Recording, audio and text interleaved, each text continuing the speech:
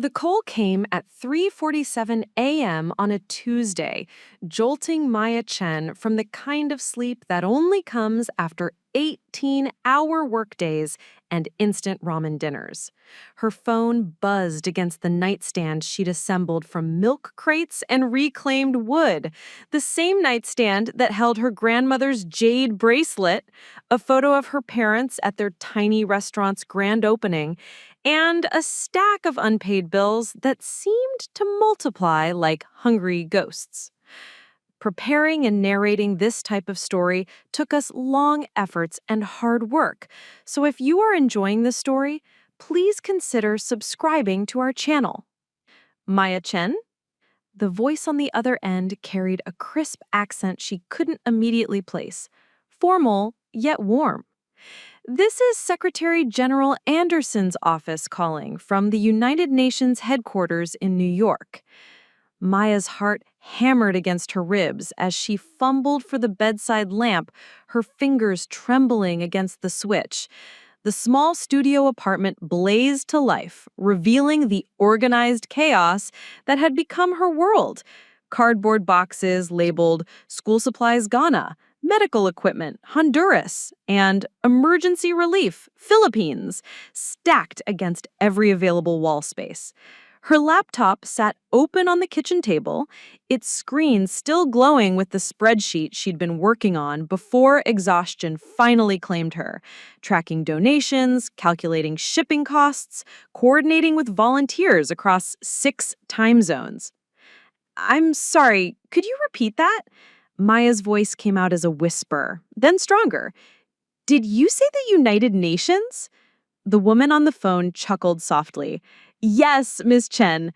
I'm calling to inform you that you've been selected as this year's recipient of the UN Youth Peace Prize for your organization's unprecedented humanitarian impact. Secretary General Anderson would like to personally congratulate you and discuss the ceremony scheduled for next month." The words hit Maya like ocean waves, each one washing over her with increasing intensity. She sank onto the edge of her bed, her free hand instinctively reaching for the jade bracelet, the one piece of her grandmother that remained, cool and smooth against her palm. 2 years ago, she'd pawned almost everything else to keep Bridges Across Waters afloat during those first desperate months when skeptics outnumbered supporters 100-1.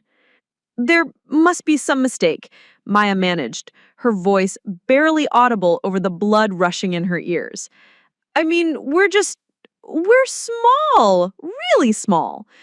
Miss Chen, your organization has facilitated educational opportunities for over 50,000 children, provided emergency relief to 7 disaster-affected regions, and established sustainable community programs in 43 countries.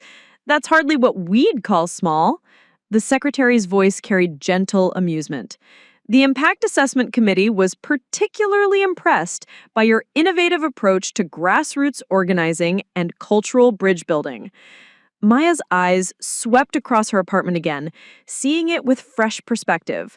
What had felt like failure and struggle now looked different in the strange, ethereal light of 4 a.m. recognition.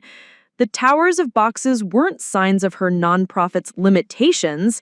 They were evidence of reach she never fully grasped. Each label represented faces, names, stories that had flowed through her life like tributaries feeding a river. There was Maria Santos from the Philippines, who'd sent a hand-drawn thank you card after Maya's team helped rebuild her school following Typhoon Karina. The drawing showed stick figures of children sitting in colorful classrooms with "Salamat, Maya" written in purple crayon across the top. That card was pinned to Maya's bulletin board, faded now, but still radiating the joy that had sustained her through countless sleepless nights. Then there was David Osei from Ghana, a teacher who'd written to thank Maya for the solar-powered tablets that allowed his students to access educational content even when the power grid failed. His letter, written on notebook paper in careful English, described how 10-year-old Akosua used the tablet to research butterfly migration patterns and then created a presentation that earned her a scholarship to a science program in Accra. David's letter ended with a simple sentence that Maya had memorized. "You gave wings to minds that were ready to soar." Miss Chen, are you still there? Yes, I'm here. I'm just processing. Maya stood and walked to the window, pushing aside the curtain to look out at the empty street below. The city seemed different in these pre-dawn hours, quieter and more honest somehow.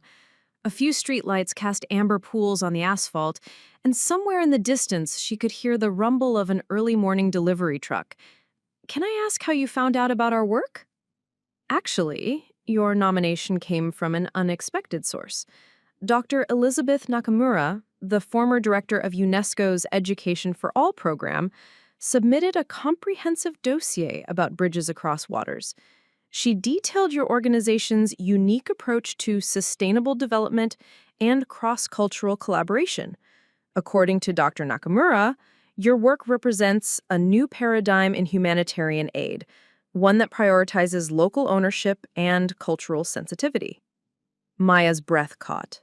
Dr. Nakamura was a legend in the humanitarian world, a woman whose work had shaped global education policy for decades. Maya had never met her, never even corresponded with her directly. The idea that someone of her stature knew about bridges across waters, let alone had taken the time to advocate for them, felt surreal. "I need to call my team," Maya said, her voice gaining strength. "My volunteers, they need to know. We have coordinators in Thailand, volunteers in Peru, translators in Morocco. This isn't just my prize, it belongs to all of them." "Of course, we'll be sending official documentation later today, along with details about the ceremony. And Miss Chen," the secretary's voice softened, "what you've built is extraordinary. Sometimes the most profound changes happen quietly, one connection at a time." After the call ended, Maya sat in the growing pre-dawn light, her phone still clutched in her hand. The apartment felt different now, charged with possibility and recognition. She thought about the path that had brought her here, winding and uncertain as it had been. It started with a single moment of clarity during her junior year in college, when she'd been volunteering at a refugee center and met Amara, an 8-year-old girl from Syria who spoke 3 languages fluently but couldn't read in any of them because her education had been interrupted by war. Amara had drawn Maya a picture that day, a bridge made of rainbow colors stretching between 2 cities. "One day I build bridges so all children can go to school," Amara had said in careful English, her dark eyes serious with the weight of dreams deferred. That drawing was the first item Maya had pinned to her bulletin board, the seed from which everything else grew. Maya's phone buzzed with a text message and she glanced at the screen. It was from her sister Jennifer, sent just 10 minutes ago. "Saw your light on, working late again. You know you can't save the world from your studio apartment, right? Some of us have real jobs." The emoji at the end was Jennifer's way of softening the criticism, but it still stung. Her sister worked as a corporate lawyer for a firm that represented pharmaceutical companies, earned 6 figures, and lived in a downtown condo with granite countertops and a view of the river. She'd been the family's success story, the one who had fulfilled their parents' immigrant dreams of prosperity and security. Maya looked at the message for a long moment, then set the phone aside without responding. How could Maya explain what had just happened? How could she convey that the playing pretend Jennifer had accused her of last month at their parents' anniversary dinner had just earned recognition from the United Nations? The gap between Maya's world and her sister's felt vast and unbridgeable, like looking across an ocean and wondering if the person on the other shore could even see you waving. She made coffee in the French press that she'd bought at a thrift store, the same one she'd used to serve Dr. Martinez when he'd visited 6 months ago to evaluate bridges across waters for a potential grant. Dr. Martinez was a seasoned humanitarian who'd worked with Doctors Without Borders and the Red Cross, and Maya had been terrified he'd see through her operation to the uncertainty underneath. Instead, he spent 3 hours asking detailed questions about their project implementation and community feedback systems. Most organizations this size struggle with accountability and long-term impact measurement, he'd said, reviewing Maya's meticulously organized files. Your approach is unusually sophisticated. How did you develop these systems? Maya had explained about her network of local coordinators, people like Ahmad in Jordan, who was a former teacher turned refugee advocate, and Clara in Brazil, who ran a community center in Sao Paulo's favelas. These weren't paid employees, but passionate individuals who'd connected with Maya's mission and volunteered their expertise. They provided ground-level insight and cultural context that no outside organization could match. It's like crowdsourced wisdom, Maya had explained. Instead of imposing solutions from the outside, we ask communities what they need and then figure out how to make it happen. Sometimes that means school supplies. Sometimes it's teacher training. Sometimes it's just helping connect isolated schools with internet access so kids can learn from each other. Dr. Martinez had been quiet for a moment, then smiled. You've accidentally created something remarkable here. This model of distributed, culturally responsive aid could revolutionize how humanitarian work is done. The coffee finished brewing, and Maya poured herself a cup, inhaling the rich aroma that always helped her think. She walked back to her desk and opened her laptop, scrolling through the emails that had accumulated overnight. There was an update from Fatima in Morocco, who was coordinating a literacy program for Berber-speaking children in remote mountain villages. The program was working so well that the Moroccan Ministry of Education wanted to scale it nationwide. There was also a message from Tom Bradley, her former economics professor, who'd become an unofficial mentor. Tom had been the one to suggest Maya formalize her scattered volunteer efforts into an actual nonprofit 2 years ago, when she was coordinating relief efforts for Hurricane Elena from her dorm room. Maya, his email read, I hope you're getting some sleep occasionally. I wanted you to know that I've been sharing your work with colleagues in the development field, and the response has been overwhelmingly positive. Dr. Sarah Kim at Georgetown is interested in featuring Bridges Across Waters in her upcoming book on grassroots humanitarianism. Also, my friend at the MacArthur Foundation asked for your contact information. Apparently, your name has come up in their preliminary discussions for next year's fellowship class. Keep doing what you're doing. You're changing the world, even if it doesn't always feel that way. Maya's hands shook slightly as she reread the message. The MacArthur Foundation? The genius grants that support innovative thinkers and social entrepreneurs? The idea that her work might be considered at that level felt impossible to grasp. She thought about her parents, who'd immigrated from Taiwan with engineering degrees that weren't recognized in the United States. They'd worked double shifts at factories and restaurants, saving every penny to open their small restaurant in Chinatown. Maya remembered falling asleep to the sound of her mother's voice on the phone, speaking rapid Mandarin as she coordinated with suppliers and managed the complexities of running a small business in a language that still felt foreign on her tongue. Her parents had wanted their daughters to have the security they'd never known: stable careers, steady paychecks, retirement funds. Jennifer had delivered on that promise, but Maya had chosen a different path, one that looked reckless and idealistic to parents who'd scraped and saved for every small victory.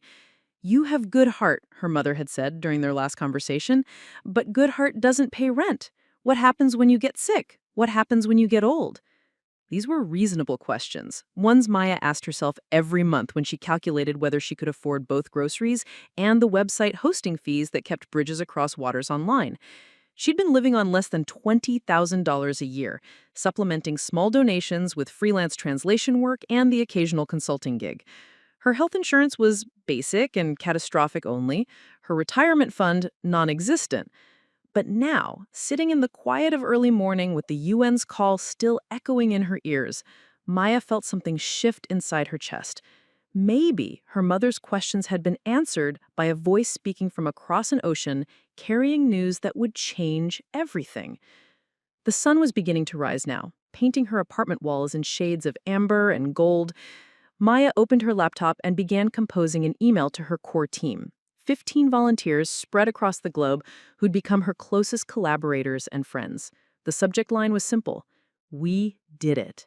As she began to type, Maya's phone rang again. This time, The caller ID showed her assistant coordinator, Lisa's, number. Lisa was calling from California, where it was still past midnight. Maya, Lisa's voice was breathless with excitement. I just saw the newswire. The UN announcement isn't supposed to be public until tomorrow, but it leaked on the humanitarian networks. My phone hasn't stopped ringing. The Washington Post wants an interview, and NBC asked if you'd do a segment on the Today Show. Maya set down her coffee cup, her hands suddenly steady. The girl who'd been dismissed as playing pretend just hours ago was about to step into a spotlight she'd never imagined. But first, there was one call she needed to make. She scrolled through her contacts and found Jennifer's number. It was early, but her sister was an early riser, a habit left over from her days as a law review editor who'd pulled all-nighters in the library. The phone rang twice before Jennifer answered, her voice alert despite the hour. Maya, is everything okay? You never call this early. Maya smiled, looking out at the city that was slowly awakening around her. Somewhere in Ghana, David's students were probably starting their school day with the tablets Maya had helped provide. In the Philippines, Maria might be teaching her first class in a rebuilt classroom. In Morocco, Berber children were learning to read in their native language for the first time in generations. Everything's more than okay, Maya said softly. I have something to tell you about my pretend nonprofit. Maya's daily routine began each morning at 5:30 a.m., not by choice, but by necessity. Her body had adapted to functioning on 5 hours of sleep, a biological adjustment that had taken months to achieve, and came with its own costs: persistent headaches, a tendency toward dizziness when she stood too quickly, and an emotional rawness that made her cry at television commercials featuring reunited families. She would begin each day by checking messages from coordinators in different time zones, her laptop balanced on her knees as she sat cross-legged on her bed. The emails painted a tapestry of global need and hope. Updates from Ahmad in Jordan about Syrian refugee children who were learning English through video calls with volunteer tutors in Canada. Photos from Clara in Brazil showing teenagers who'd built their own water purification systems using materials Maya's network had helped them obtain. Progress reports from Kofi in Ghana, who was documenting how solar-powered internet access was allowing rural schools to connect with urban universities. Each message required careful attention, cultural sensitivity, and often creative problem-solving. When Fatima in Morocco wrote about Berber children who were struggling with literacy programs designed for Arabic speakers, Maya spent 3 days researching indigenous education methodologies and connecting Fatima with a linguistics professor at UC Berkeley who specialized in preserving endangered languages. When Ahmad reported that Syrian parents were hesitant to let their daughters participate in mixed-gender video calls due to cultural concerns, Maya worked with him to establish separate sessions that honored traditional values while still providing educational opportunities. These solutions never felt adequate to Maya. Each problem addressed revealed 10 more beneath it, like peeling back layers of an infinite onion. She would lie awake at night thinking about Amara, the Syrian girl whose rainbow bridge drawing had started everything. Amara was now 10, living in a refugee camp outside Amman, and while she could finally read in 3 languages, she was still separated from her extended family by borders and politics that no amount of educational programming could bridge. Maya's apartment had become a nerve center that pulsed with global activity 24 hours a day. Her kitchen table doubled as a shipping station, where she packaged educational materials donated by publishers who'd been moved by her organization's mission. Her bathroom medicine cabinet held basic first aid supplies alongside malaria prevention kits destined for rural schools in Uganda. Even her bedroom closet had been converted into a storage area for emergency relief supplies, leaving Maya to hang her clothes on a makeshift rod constructed from PVC pipes and zip ties. The physical space reflected her mental state, organized but overcrowded, functional but unsustainable. Maya knew she was approaching a breaking point, but she couldn't see a way to step back without abandoning the communities that had come to depend on bridges across waters. every week brought new requests for help, and each one felt like a moral test she couldn't afford to fail. Her relationship with money had become complicated and painful. Maya tracked every expenditure in spreadsheets that would have impressed her sister's corporate clients, but the numbers always told the same story. Too little coming in, too much needed to go out. She'd learned to live on rice and beans, to shop exclusively at thrift stores, to walk everywhere instead of taking public transportation. These weren't lifestyle choices, but survival strategies, ways of stretching resources so that more money could flow to the communities she served. The irony wasn't lost on her that she was addressing poverty and need around the world while experiencing both herself. Maya's own needs had become secondary, almost invisible. She owned 3 pairs of jeans, all secondhand, and wore the same black sweater to every professional meeting because it hid stains and looked presentable on video calls. Her shoes had holes that she'd patched with duct tape, and her winter coat was held together by safety pins and determination.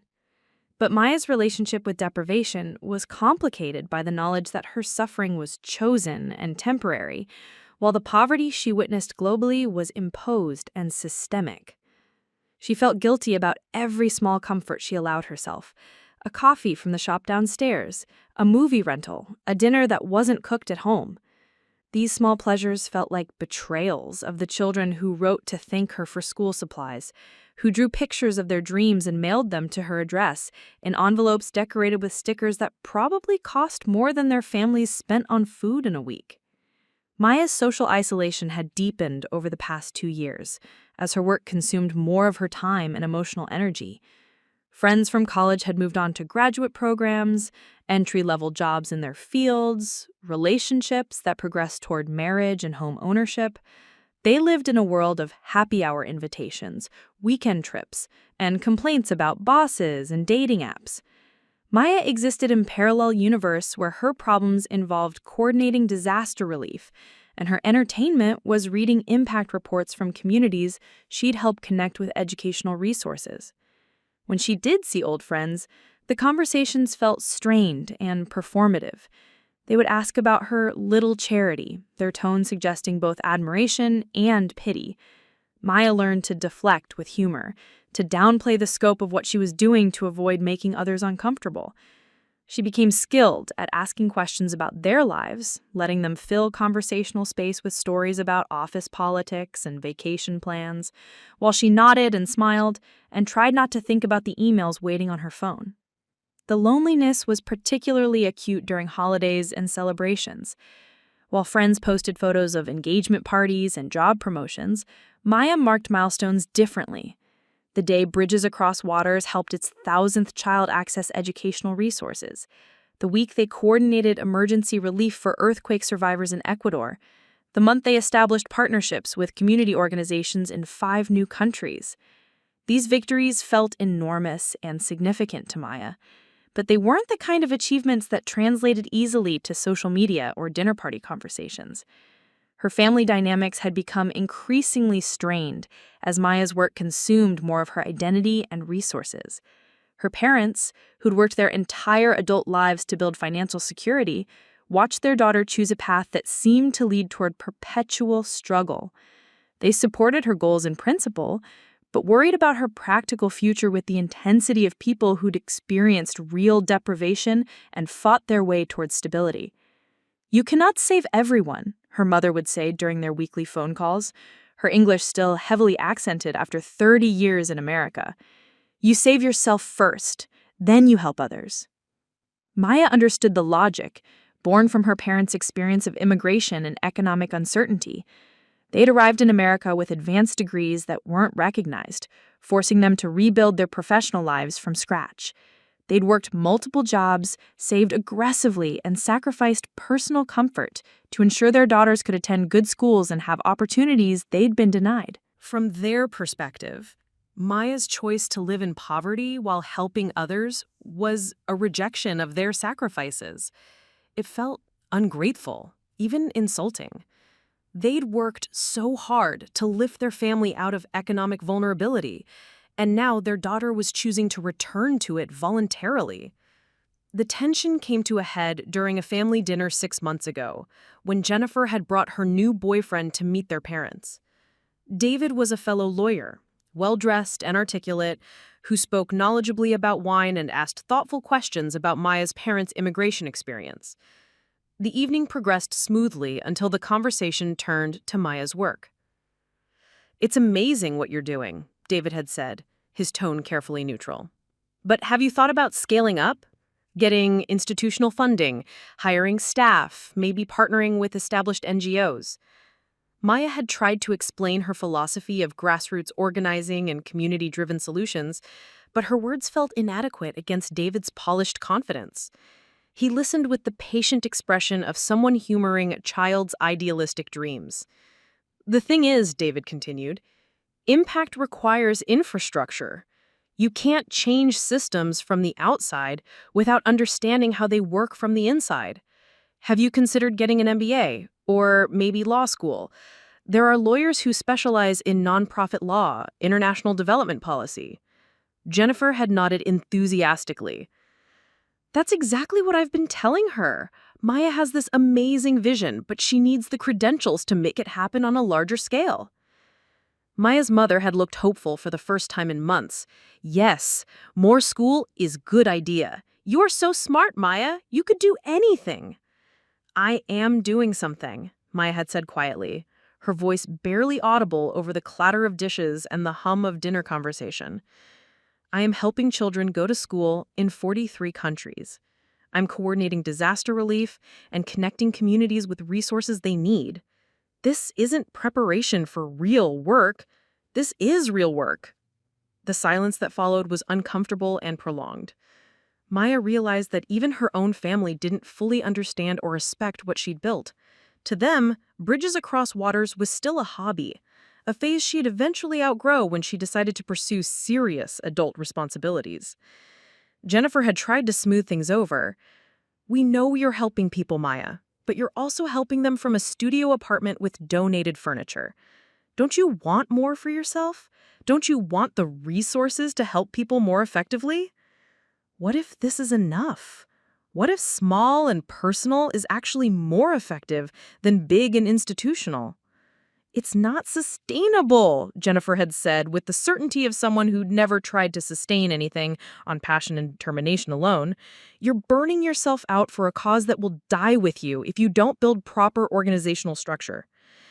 Maya had left dinner early that night, walking the 30 blocks home instead of waiting for the bus.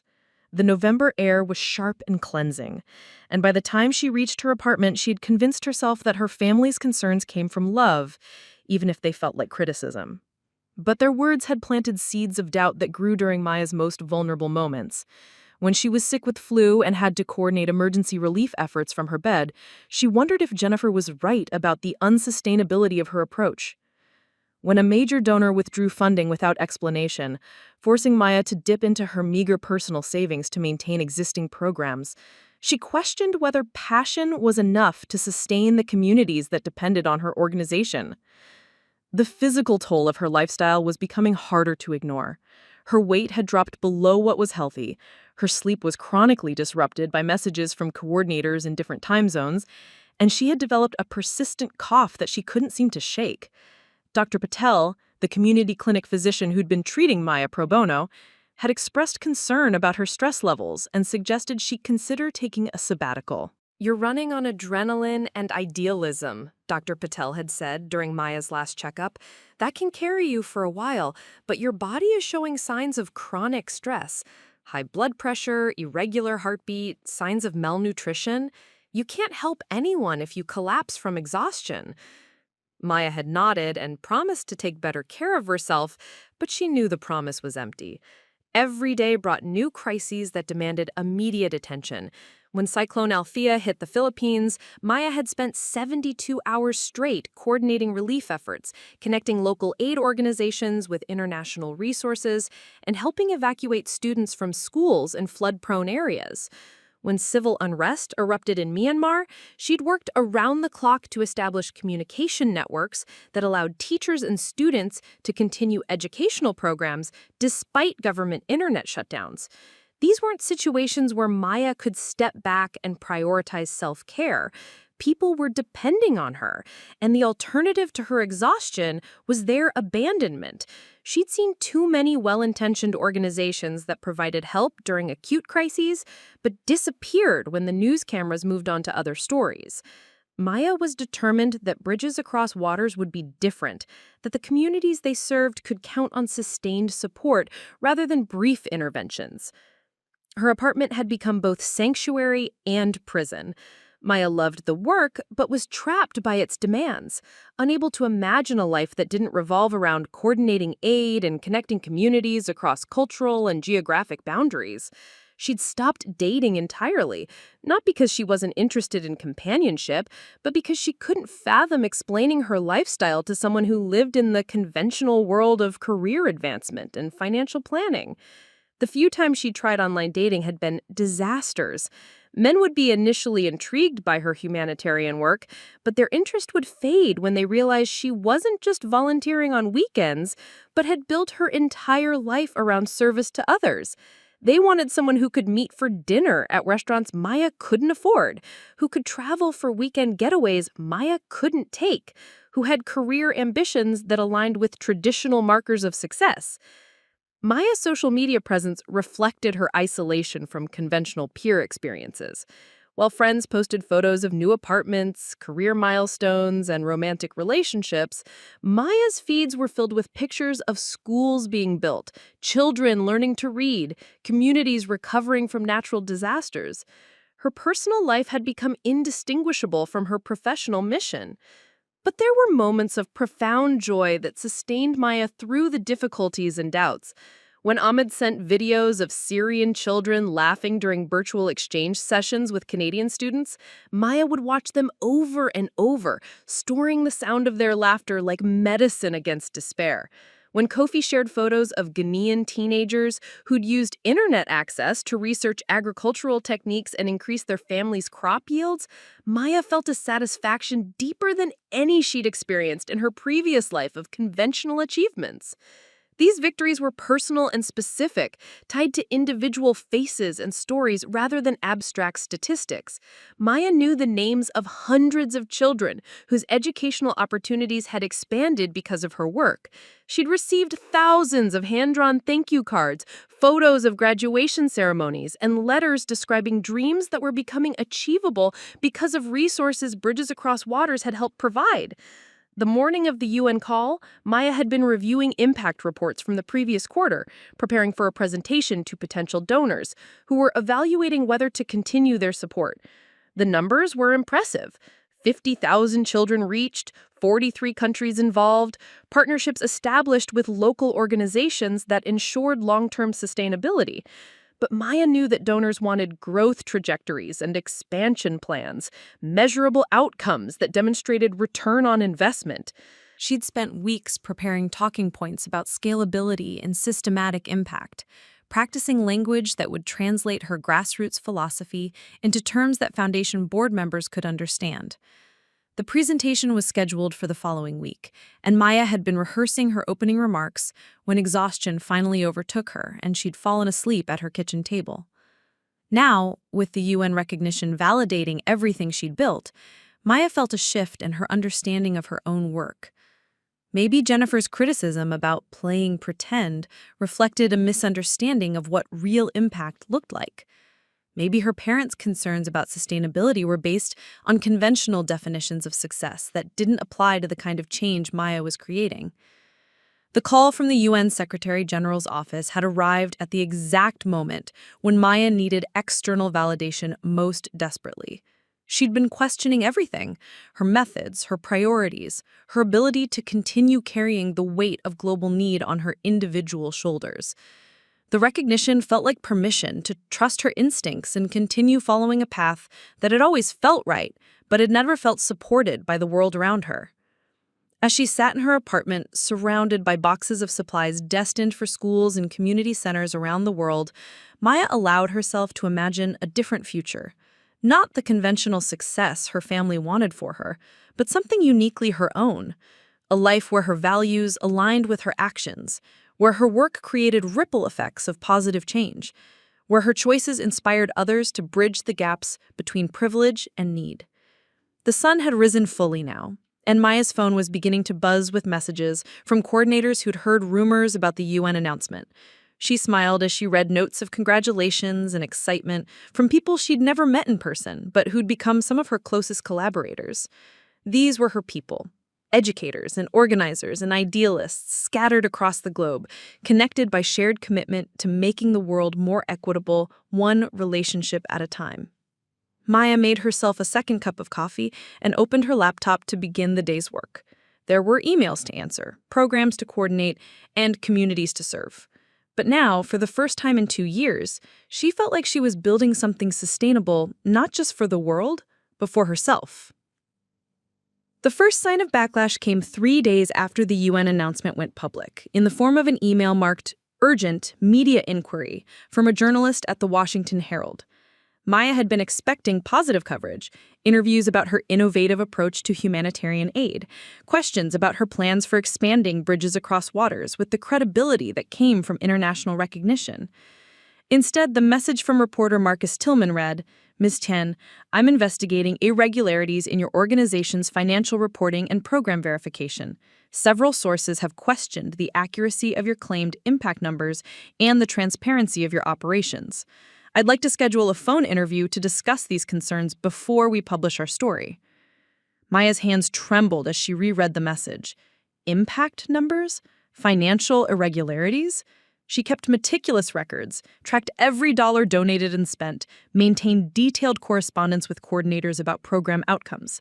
The accusation felt not just inaccurate, but deliberately malicious. She called Lisa immediately, her voice tight with anxiety. Did you see the email from the Herald? They're saying there are problems with our reporting. I saw it, Lisa said, her usual cheerfulness replaced with concern. I've been getting calls from other journalists asking similar questions. Someone is feeding them a narrative about financial mismanagement and inflated impact claims. But our books are clean, Maya protested. We document everything. We have photos, testimonials, progress reports from every community we work with. I know that, and you know that. But Maya, you have to understand how this looks from the outside. You're a 25-year-old running a multi-country operation from a studio apartment. You don't have an accountant, a board of directors, or traditional nonprofit infrastructure. To people who don't understand your model, it looks unprofessional at best, fraudulent at worst. Maya sank into her kitchen chair, laptop screen blurring through tears she refused to let fall. So what are you saying? That I should have built something corporate and institutional instead of something that actually works? I'm saying that effective and transparent aren't always the same thing in the public eye, especially when you're suddenly in the spotlight. The Washington Herald story published 2 days later with the headline, UN Peace Prize winner, humanitarian hero or sophisticated fraud? Marcus Tillman had spoken to unnamed sources who questioned how a recent college graduate could coordinate operations in 43 countries without significant oversight or institutional backing. The article suggested that Maya's impact numbers were inflated, that money donated to bridges across waters might be diverted for personal use, and that her entire operation was an elaborate scam designed to exploit people's charitable impulses. The article included a particularly damaging quote from an anonymous source identified as a former humanitarian worker familiar with international aid operations. No legitimate organization operates this way. Real humanitarian work requires accountability structures, professional oversight, and transparent governance. What Ms. Chen has created looks more like a personal fundraising operation than a genuine nonprofit. Maya read the article 3 times, each reading revealing new layers of mischaracterization and innuendo. Tillman had taken legitimate questions about organizational structure and transformed them into implications of fraud. He'd ignored the documentation Maya had provided, photos of schools being built, letters from community leaders, progress reports from local coordinators, and instead focused on what she couldn't provide: audited financial statements, board meeting minutes, professional administrative staff. The impact was immediate and devastating. Maya's phone began ringing with calls from confused donors asking for clarification. Several scheduled interviews were canceled without explanation. The foundation that had been considering a major grant put their decision under review pending resolution of transparency concerns. And the most painful response came from her own community of coordinators and volunteers. Ahmad sent a worried message asking if the allegations were affecting his refugee education programs. Clara wrote to say that parents in Sao Paulo were asking questions about the legitimacy of educational materials provided through Maya's network. Even Tom Bradley, her former professor and mentor, sent a carefully worded email suggesting that Maya consider bringing in outside advisors to help address public concerns about organizational governance. The cumulative effect was to make Maya question not just her methods, but her motivations. Had she been naive to think that passion and good intentions were sufficient foundation for global humanitarian work? Was her insistence on maintaining personal relationships with communities she served actually a form of vanity? A way of making herself indispensable rather than building sustainable systems? Jennifer called the evening the Herald article was published, her voice uncharacteristically gentle. "Maya, I'm so sorry about this. The story is completely unfair." "Is it, though?" Maya found herself asking. "Maybe they're right. Maybe I've been playing pretend, and the UN made a mistake." "Don't be ridiculous. You've helped thousands of children. That's not pretend." "But maybe I could have helped more if I had done it differently, if I had built proper systems, hired professional staff, created real accountability structures."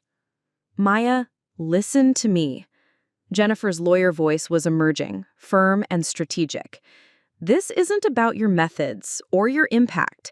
This is about optics and politics. Someone sees you as a threat, or they're jealous of your recognition, or they have their own agenda. You don't respond to attacks like this by apologizing for your approach." Then how do I respond? You fight back, you document everything, you tell your story, and you make sure the truth is louder than the lies. The truth, Maya discovered, was more complicated than either vindication or condemnation. Over the following weeks, as she worked to respond to the Herald's allegations, patterns emerged that revealed the complex dynamics underlying the attack on her organization. The investigation began when Maya decided to trace the source of the anonymous quotes in Tillman's article. She spent hours cross-referencing the language used with communications she'd received over the past 2 years, looking for distinctive phrases or perspectives that might reveal the identity of her critics. The breakthrough came when she found an email thread from 8 months earlier, buried in her archives, involving Dr. Richard Pemberton, the executive director of Global Educational Initiative, one of the largest international education nonprofits in the United States. Maya had reached out to GEI seeking partnership opportunities, hoping to learn from their experience and possibly coordinate efforts in regions where their work overlapped. Dr. Pemberton's response had been polite but dismissive. "While we appreciate your enthusiasm," he'd written, "GEI maintains strict standards for collaboration partners. Our organization requires evidence of professional governance structures, audited financial statements, and demonstrated institutional capacity before we consider partnership arrangements. We'd be happy to discuss opportunities once Bridges Across Waters has achieved appropriate organizational maturity." Maya had been hurt by the rejection, but had assumed it reflected legitimate professional standards, rather than personal hostility. Now, rereading the correspondence, she noticed language patterns that matched the anonymous quotes in Tillman's article. References to professional oversight, transparent governance, and legitimate organization. The connection became clearer when Maya researched GEI's recent activities. The organization had been struggling with declining donations and increased competition from smaller, more agile nonprofits that could respond quickly to emerging needs. GEI's model of large-scale, institutionally managed programs was increasingly seen as outdated by donors who wanted more direct, community-driven approaches, exactly the model Maya had pioneered with Bridges Across Waters. Maya's UN recognition had occurred at the same time that GEI was being criticized in development circles for their slow response to recent humanitarian crises and their reluctance to adapt traditional aid models to contemporary needs. Dr. Pemberton, who'd built his career on the premise that effective humanitarian work required significant institutional infrastructure, saw Maya's success as a direct challenge to everything he'd spent 20 years advocating. The attack on Maya wasn't just professional jealousy. It was an ideological battle about the future of humanitarian aid. Established organizations like GEI represented a top-down approach, where Western institutions determined how resources should be distributed to developing communities. Maya's model challenged that paradigm by prioritizing local ownership, cultural sensitivity, and grassroots organizing over institutional prestige and professional credentialing. Armed with this understanding, Maya began to craft a response that addressed not just the specific allegations against her organization, but the broader questions about what effective humanitarian work looked like in the 21st century. She reached out to Dr. Elizabeth Nakamura, the UNESCO veteran who'd nominated her for the UN Prize, seeking guidance on how to frame her rebuttal. Dr. Nakamura's response was swift and supportive. Maya, what you're experiencing is unfortunately typical when innovative approaches challenge established power structures. The humanitarian aid industry, like any other industry, has vested interests in maintaining existing systems even when those systems aren't serving communities effectively. She continued, I've reviewed your documentation extensively, and your impact data is not just accurate, it's more comprehensive than what most major organizations provide. The fact that you maintain direct relationships with community coordinators actually makes your reporting more reliable, not less, because you have ground-level verification that institutional programs often lack. Dr. Nakamura offered to provide a public statement supporting Maya's work and connecting her with other humanitarian leaders who'd faced similar attacks when their approaches challenged conventional wisdom. The question, she said, is whether you want to spend your energy defending your methods or demonstrating their effectiveness. Maya chose demonstration over defense. Instead of responding directly to Tillman's article, she launched what she called the Transparency Initiative, a comprehensive public documentation of Bridges Across Waters' operations, impact, and methodology. Working 18-hour days, she created a website that included detailed financial reports, project timelines, coordinator testimonials, and video messages from communities they'd served.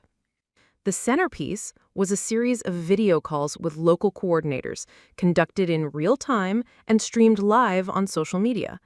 Viewers could watch Maya talking with Ahmad and Jordan about the refugee education programs, see Fatima demonstrate the Berber literacy materials they developed in Morocco, and hear directly from students who'd benefited from educational resources coordinated through Bridges Across Waters. The response was immediate and overwhelming. Within 24 hours, #BridgesAcrossWaters was trending on Twitter, with supporters sharing their own stories of community-based humanitarian work. Dr. Nakamura's public endorsement was joined by statements from other development experts who praised Maya's innovative approach and criticized the Herald's irresponsible reporting. But the most powerful response came from the communities Maya served. Parents in the Philippines recorded videos thanking Bridges Across Waters for helping rebuild their children's schools after Typhoon Karina. Teachers in Ghana documented how solar-powered tablets had transformed their classrooms. Refugee students in Jordan shared artwork and poems expressing gratitude for educational opportunities they'd gained through Maya's coordination. These testimonials revealed the fundamental difference between Maya's work and traditional institutional aid. While organizations like GEI distributed resources according to predetermined programs designed by Western experts, Maya facilitated connections between communities and resources, allowing local leaders to define their own needs and solutions. The vindication felt complete when CNN's Anderson Cooper dedicated a segment to Maya's story, featuring interviews with Dr. Nakamura and several of Maya's international coordinators. Cooper concluded by saying, "Sometimes the most effective solutions come not from massive institutions, but from individuals willing to listen, connect, and trust communities to know what they need."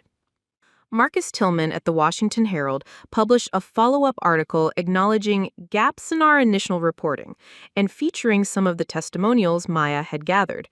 While stopping short of a full retraction, the piece effectively validated Maya's methods and questioned the motivations of the anonymous sources who'd criticized her work. The controversy had an unexpected benefit. It forced Maya to articulate and document her philosophy in ways she'd never been required to do before. The process of responding to criticism helped her understand more clearly why her approach was effective and how it differed from conventional humanitarian models. But the personal cost had been enormous.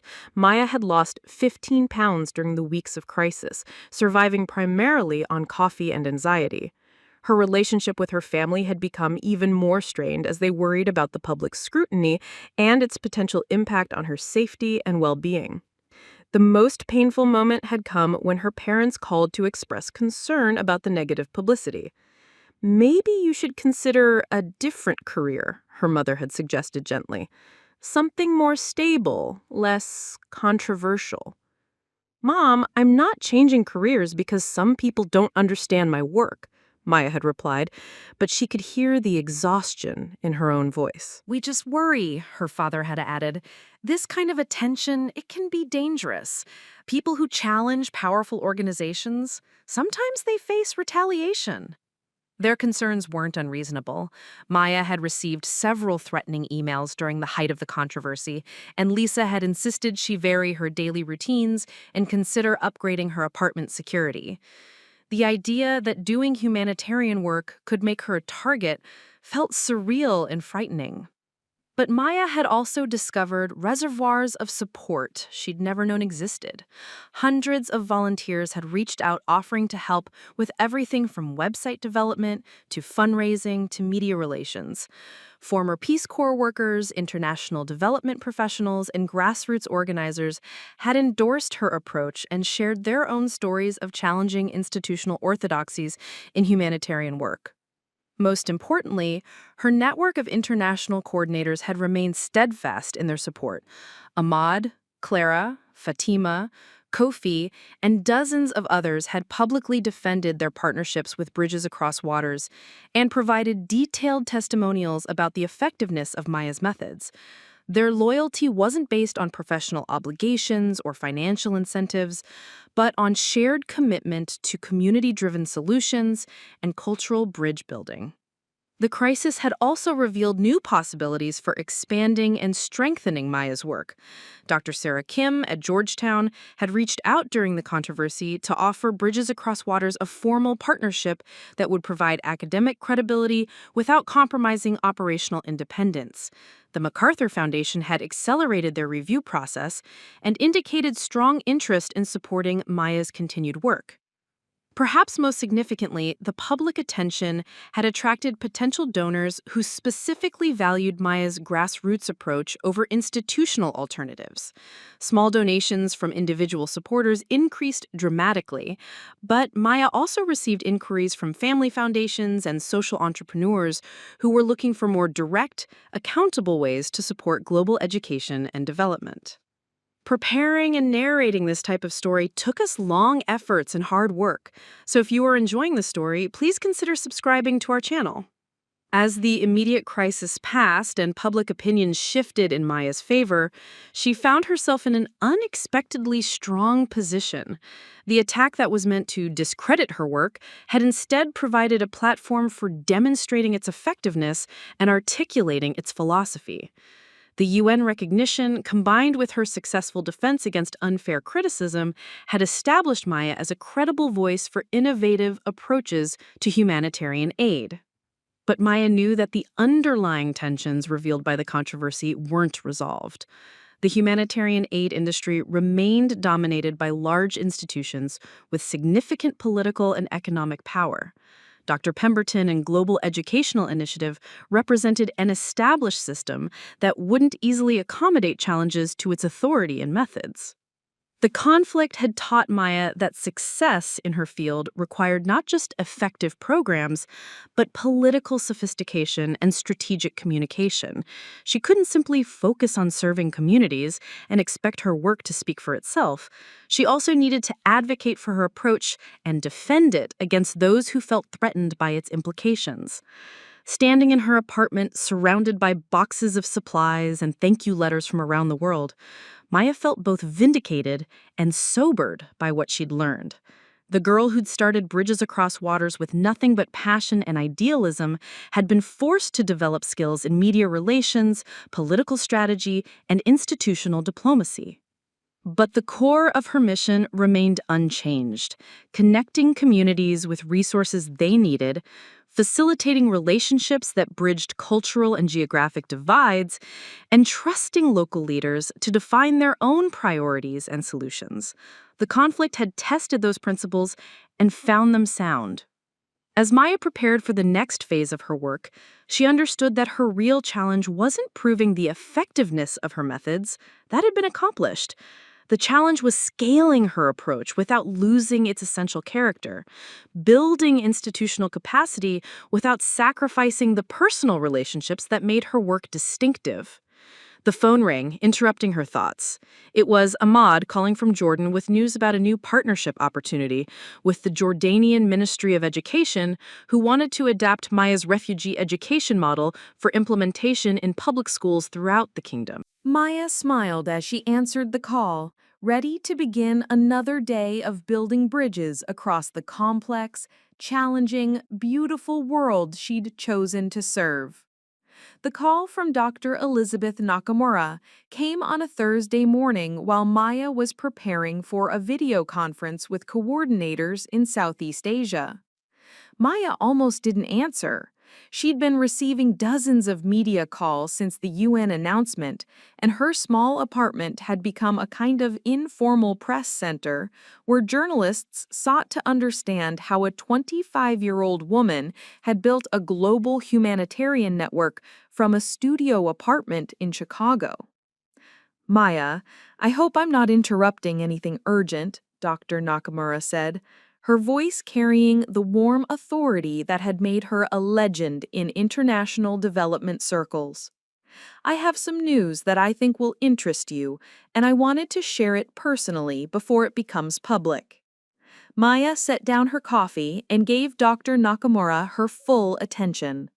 Since the controversy with the Washington Herald, Dr. Nakamura had become both mentor and advocate, helping Maya navigate the complex politics of international humanitarian work while defending her innovative approaches against institutional critics.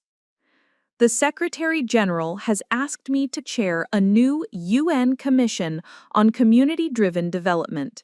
We're tasked with studying grassroots humanitarian models and developing recommendations for how established organizations can better support local ownership of development projects.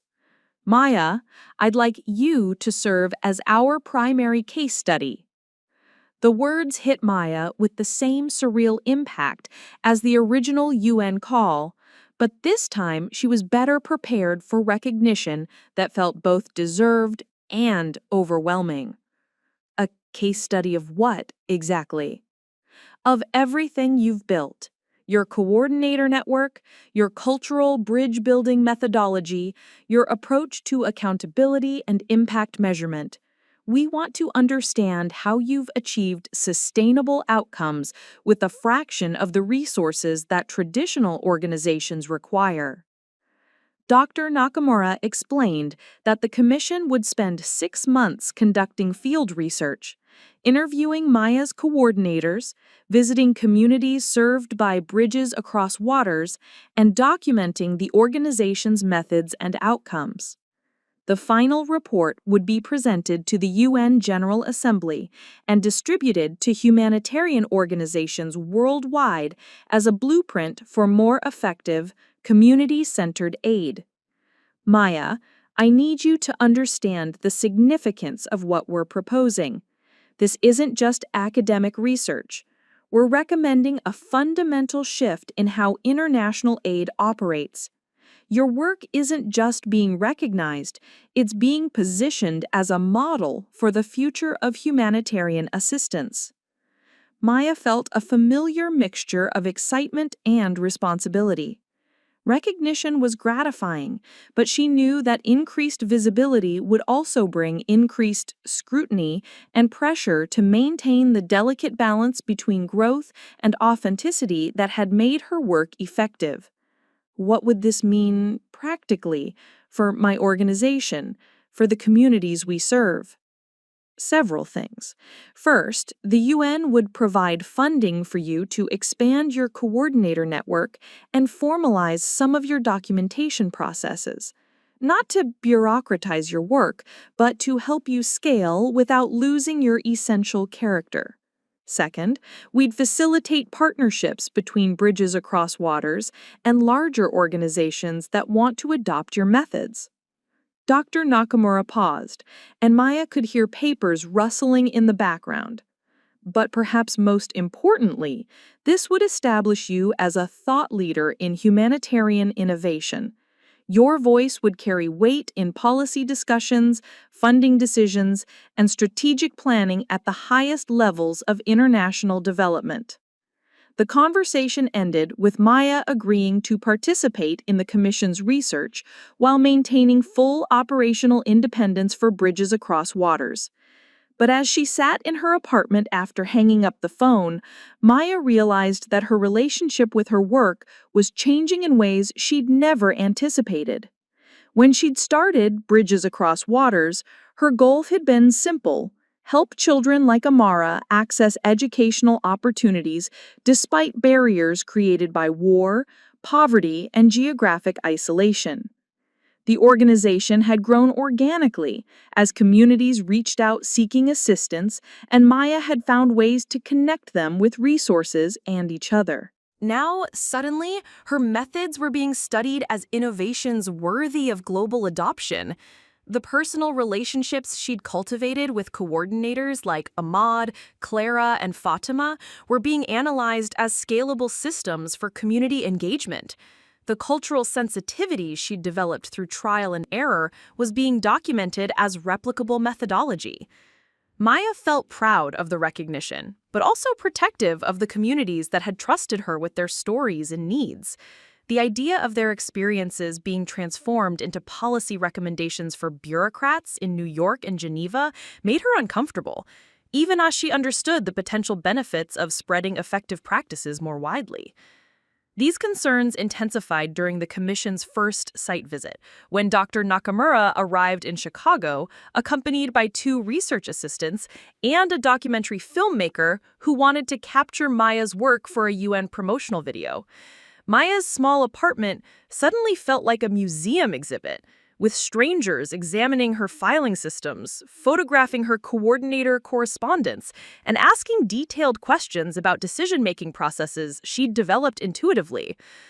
How do you maintain quality control across 43 countries without hierarchical oversight? Asked Dr. James Morrison, one of the research assistants, his notebook filled with observations about Maya's unconventional organizational structure. Maya tried to explain her philosophy of trust-based relationships and community ownership, but her words felt inadequate when translated into academic language. The researcher nodded politely, but kept pressing for more systematic explanations, formal training protocols, standardized evaluation metrics, scalable governance frameworks.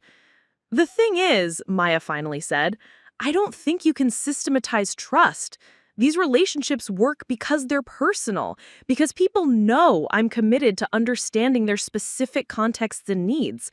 If you turn that into a protocol, you lose what makes it effective." Dr. Morrison looked skeptical. "But how do you ensure consistency? How do you prevent coordinators from pursuing projects that don't align with your organization's mission? I don't prevent anything, Maya replied. I trust people to know what their communities need. My role is to facilitate connections and provide resources, not to control outcomes. The disconnect between Maya's intuitive approach and the researcher's systematic framework became more apparent during video calls with her international coordinators. Ahmad, Clara, Fatima, and others graciously answered questions about their work with Bridges Across Waters, but Maya could see their discomfort with being treated as research subjects rather than collaborative partners. The most revealing moment came during a call with Kofi in Ghana, when Dr. Nakamura asked about measurable outcomes from the educational technology programs Maya had helped coordinate. Kofi was quiet for a moment before responding. "You want to know about outcomes? Yesterday, a girl named Akasua used the internet access Maya helped us establish to research her grandmother's traditional weaving patterns. Now she's teaching other children how to preserve our cultural heritage while also learning about global textile industries. How do you measure that kind of outcome?" After the call ended, Maya felt a profound sense of validation. Her coordinators understood something that the researchers struggled to grasp. The most meaningful impacts of humanitarian work couldn't be reduced to statistics or replicated through standardized procedures. They emerged from relationships, cultural understanding, and trust built over time through consistent presence and mutual respect. But Maya also recognized that the Commission's work could benefit communities worldwide if it helped larger organizations become more responsive to local needs and priorities. The challenge was finding ways to share her approaches without losing their essential humanity. This tension came to a head during a heated discussion with Dr. Morrison about accountability and transparency. The researcher had been reviewing Maya's financial records and questioning what he called informal documentation practices. "Your bookkeeping is meticulous," he acknowledged, "but you don't have traditional audit trails or board oversight. How do donors verify that their contributions are being used effectively?" Maya felt her patience wearing thin. "They can look at the schools being built, the children learning to read, the communities developing sustainable programs. The verification is in the outcomes, not the paperwork." "But that's anecdotal evidence," Dr. Morrison protested. "Donors need systematic proof of impact. Standardize metrics that allow for comparison across programs and regions." "Why?" Maya asked bluntly. "Why is a standardized metric more valuable than a letter from a teacher explaining how solar panels changed her classroom? Why is a financial audit more meaningful than photos of children graduating from programs we helped establish?" The question hung in the air, highlighting the fundamental philosophical divide between institutional approaches to humanitarian work and Maya's community-centered model. Dr. Morrison represented a worldview that prioritized systematic processes and quantifiable outcomes, while Maya advocated for relationship-based methods that honored local knowledge and cultural specificity. Dr. Nakamura, who'd been observing the exchange quietly, finally intervened. "Maya, Dr. Morrison's concerns aren't unreasonable, but they reflect assumptions about accountability that may not apply to your model. James, I think we need to consider whether traditional metrics are adequate for evaluating community-driven approaches." The conversation continued for another hour, with Maya and Dr. Morrison gradually finding common ground around the idea that different types of humanitarian work might require different evaluation frameworks. Maya agreed to develop more systematic documentation of her methods, while Dr. Morrison acknowledged that some aspects of relationship-based organizing couldn't be standardized without losing their effectiveness. As the research process continued over the following weeks, Maya found herself articulating principles she'd operated by instinctively, but had never formally defined. Working with Dr. Nakamura and her team, they developed what they called the Bridges Across Waters framework, a set of guidelines for community-centered humanitarian work that emphasized cultural humility, local ownership, and sustainable relationship building. The framework included 5 core principles: trust over control, relationships over transactions, cultural learning over cultural assumptions, community ownership over external solutions, and long-term presence over short-term interventions. Each principle was illustrated with examples from Maya's work and testimonials from coordinators and communities that had benefited from Bridges Across Water's approach. But perhaps the most significant revelation came when Dr. Nakamura shared the Commission's preliminary findings with Maya during a private meeting in her hotel room. The research had revealed that Maya's organization was achieving impact metrics that rivaled or exceeded those of much larger, more heavily funded institutions. Maya, your cost per child served is less than 10% of the average for established educational nonprofits. Your sustainability rates, the percentage of programs that continue operating after initial support ends, are unprecedented in our field. The data was stunning. While large institutional programs often struggled with sustainability once external funding ended, communities served by Bridges Across Waters continued developing their educational initiatives independently. Maya's approach of building local capacity rather than creating dependency had produced long-term outcomes that traditional aid models couldn't match. But how is that possible? Maya asked, genuinely surprised by the comparison data. She'd always assumed her organization was effective, but had no way to benchmark her results against larger institutions. Because you're doing something fundamentally different, Dr. Nakamura replied. Traditional aid creates systems that communities depend on. You create relationships that communities use to build their own systems. When external support ends, traditional programs collapse because they were never designed for local ownership. Your programs continue because they were community-owned from the beginning. The revelation reframed Maya's understanding of her work and its significance. She'd been operating with a kind of imposter syndrome, assuming that her small-scale, relationship-based approach was a temporary solution until she could build something more professional and institutional.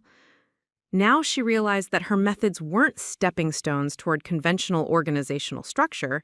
They were innovations that challenged fundamental assumptions about how humanitarian work should operate.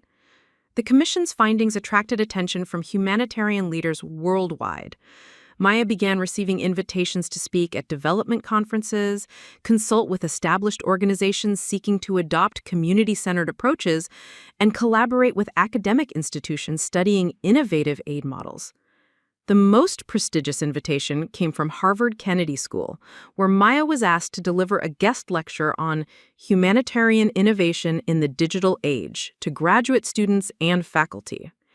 Standing in the same auditorium where world leaders had spoken about international policy, Maya felt the weight of how far she had traveled from that first conversation with Amara about building bridges between communities. Her lecture began with Amara's rainbow bridge drawing, which Maya had scanned and projected onto the screen behind her. 2 years ago, I was a college student volunteering at a refugee center when I met an 8-year-old girl who drew this picture and told me she wanted to build bridges so all children could go to school. Maya paused, looking out at the audience of future diplomats, policy analysts, and humanitarian professionals. Today, I want to talk to you about what I learned from taking her seriously.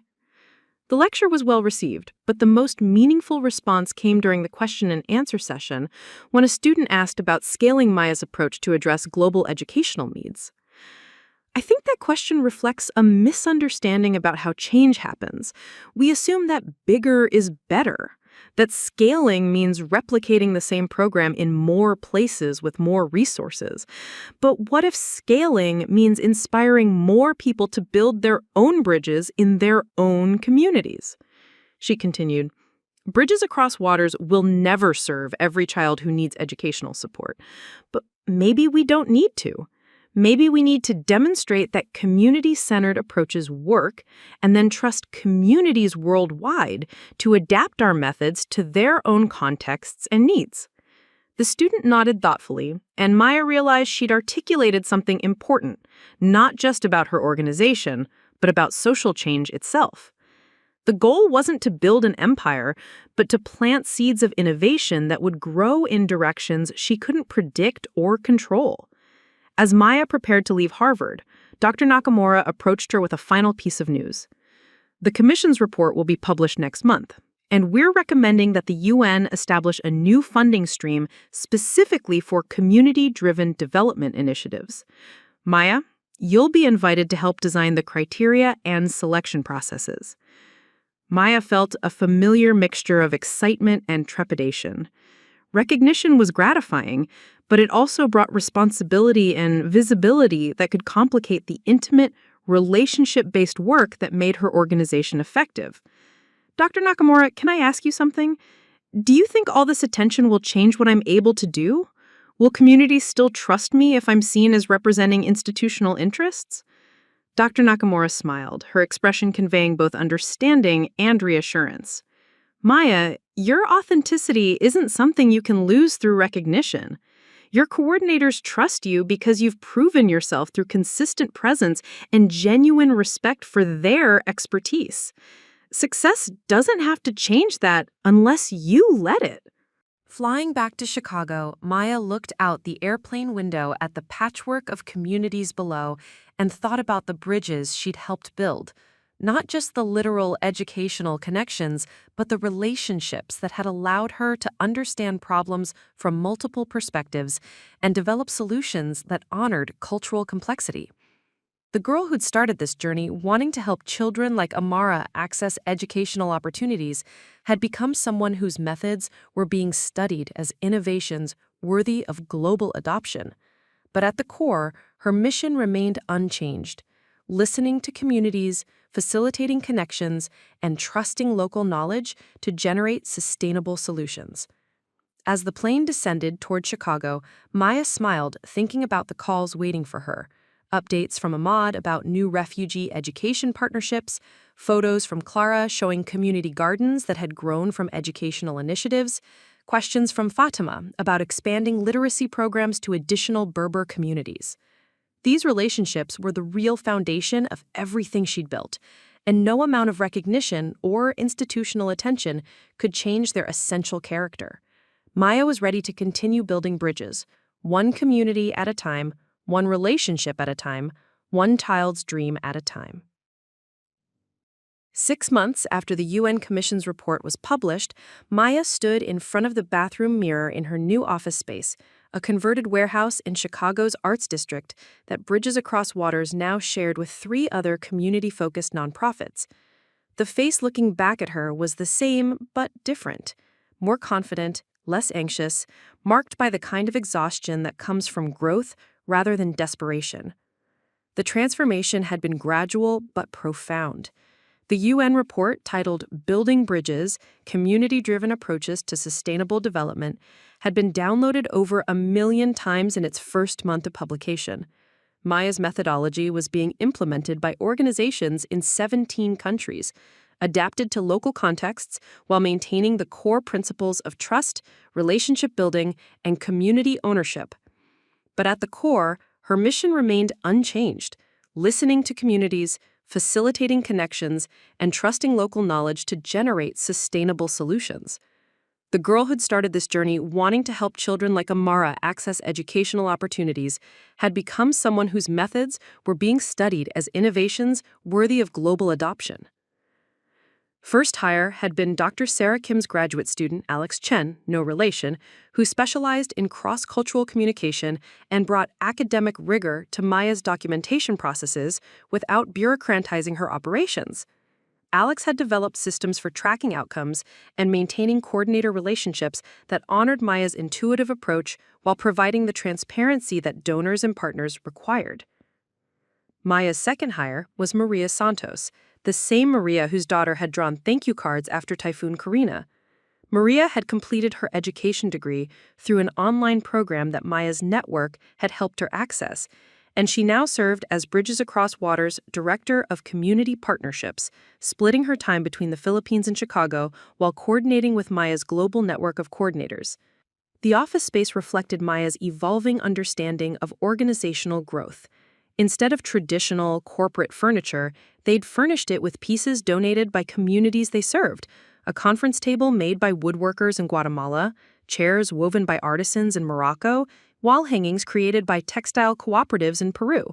The space felt like a cultural embassy rather than a nonprofit office, filled with the colors, textures and stories of the communities that made their work possible. This morning's first call was with Ahmad in Jordan, who had exciting news about the refugee education program that had become a model for other Middle Eastern countries. Maya, the Jordanian government wants to expand our model to every refugee camp in the kingdom. They're providing funding for teacher training, technology infrastructure, and curriculum development.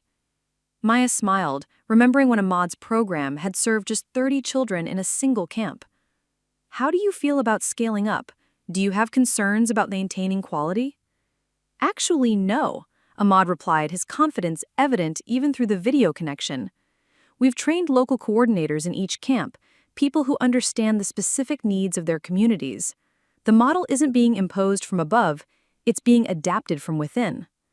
This was exactly what Maya had hoped scaling would look like, not replication but inspiration, not control but empowerment. Ahmad's success demonstrated that community-centered approaches could grow without losing their essential character when growth was driven by local ownership rather than external mandates. Maya's second call was with Clara in Brazil, who was coordinating with university researchers to document the impact of their community education initiatives. Maya, you won't believe what we've discovered. The children who participated in our programs 5 years ago are now mentoring younger students and starting their own community projects. It's like watching seeds grow into forests. These generational impacts were becoming visible across Maya's network. Children who'd benefited from educational resources were becoming community leaders, teachers, and innovators who carried forward the principles of cross-cultural collaboration and local problem-solving. Maya's work was creating ripple effects that extended far beyond her original goals.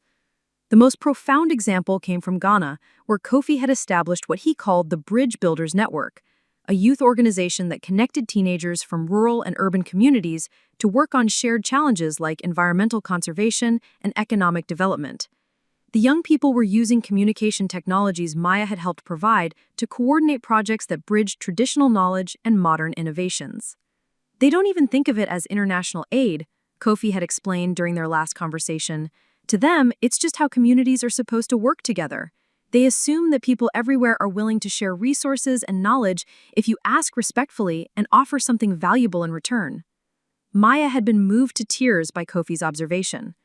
The children who'd grown up with Bridges Across Waters programs didn't see cross-cultural collaboration as exceptional or difficult. They saw it as natural and normal. Maya realized she'd been creating not just educational opportunities, but cultural shifts that would influence how entire generations approach global relationships. The success stories multiplied throughout Maya's network, but they were balanced by ongoing challenges that reminded her of the complexity and fragility of humanitarian work.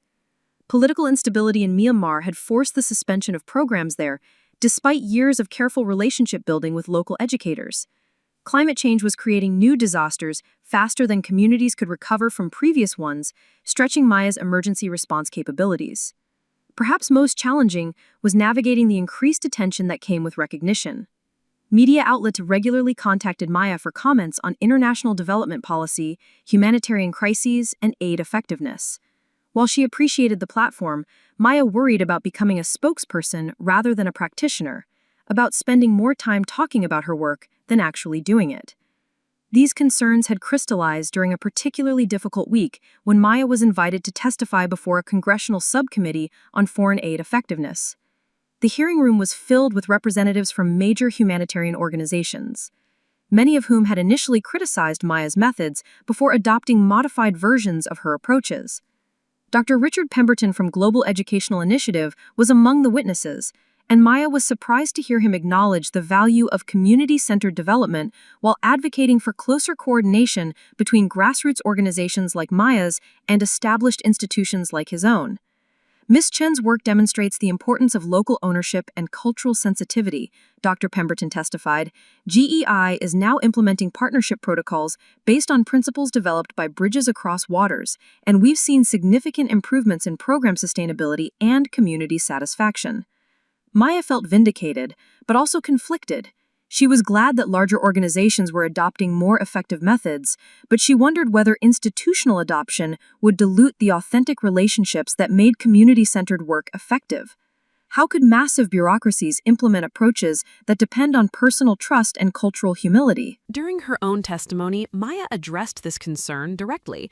Community-centered development isn't a technique that can be standardized and replicated.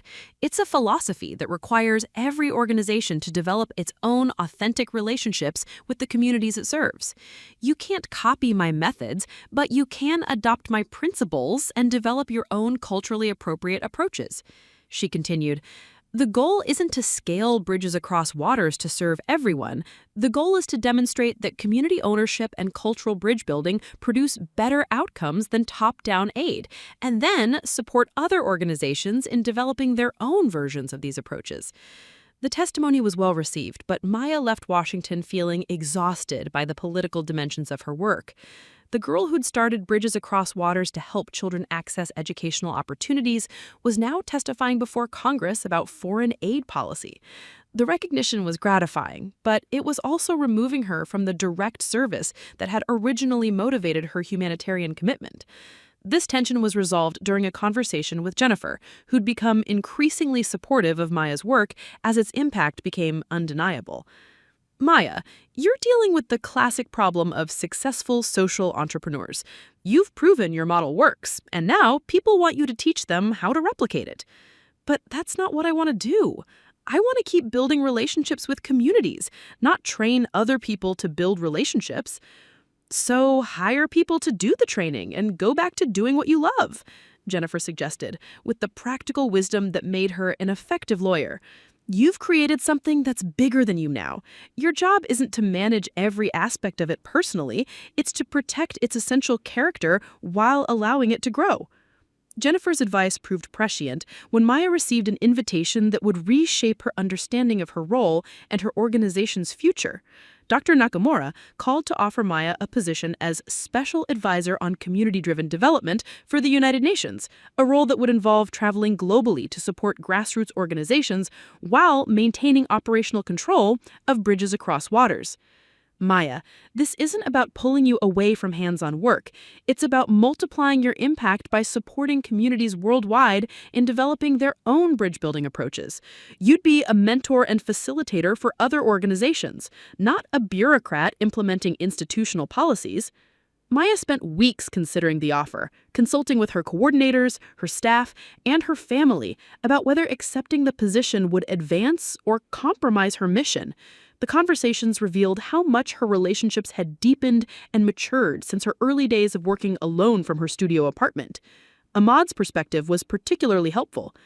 "Maya, you taught us that the most important thing isn't being the person who provides help, but being someone who helps others provide help for themselves.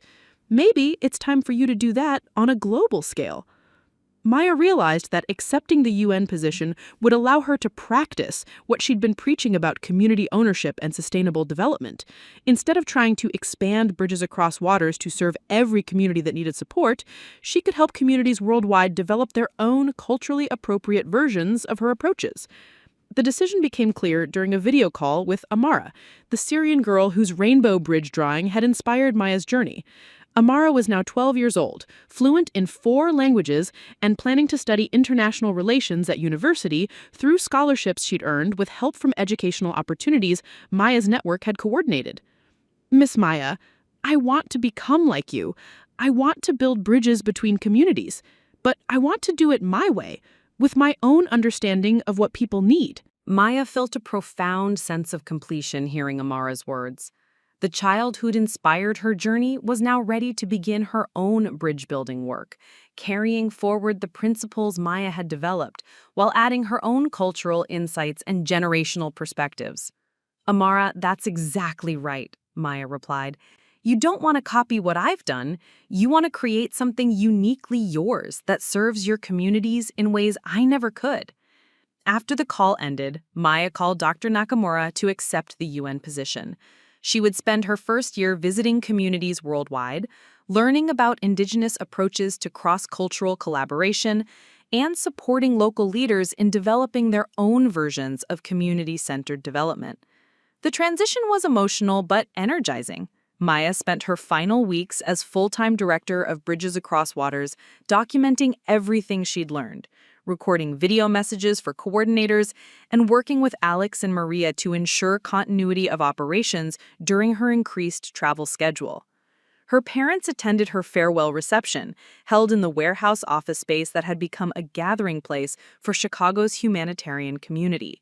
Maya watched them talking to Ahmad, who was visiting from Jordan, Clara, who'd flown in from Brazil, and coordinators from around the world who'd traveled to Chicago to celebrate Maya's transition and plan for Bridges Across Water's next phase of development. "I still don't understand exactly what you do," Maya's mother admitted during a quiet moment near the end of the evening, "but I can see that it matters to many people, and I can see that you are happy." Maya's father nodded, his engineer's mind appreciating the systematic nature of what his daughter had built, even if he didn't fully grasp its humanitarian implications. "You found a way to make your values into your work. That's not easy to do." The recognition from her parents felt more meaningful than any external award or recognition Maya had received. They'd worried for years that her idealistic approach to life would lead to disappointment and struggle, but now they could see that idealism could be practical, that values could be sustainable, and that their daughter had found a way to live according to her principles without sacrificing effectiveness or impact. Maya's first assignment as UN Special Advisor took her to Colombia, where she worked with indigenous communities developing educational programs that preserved traditional knowledge while connecting young people to global opportunities. The work reminded her why she'd been drawn to humanitarian service, the privilege of witnessing human resilience, creativity, and generosity in communities facing significant challenges. But Maya also discovered that her role as advisor required different skills than her work as direct service coordinator. Instead of facilitating specific partnerships or coordinating resource distribution, she was now helping community leaders analyze their own approaches, identify strengths and gaps, and develop strategies for expanding effective programs while maintaining cultural authenticity. The work was more complex but equally rewarding.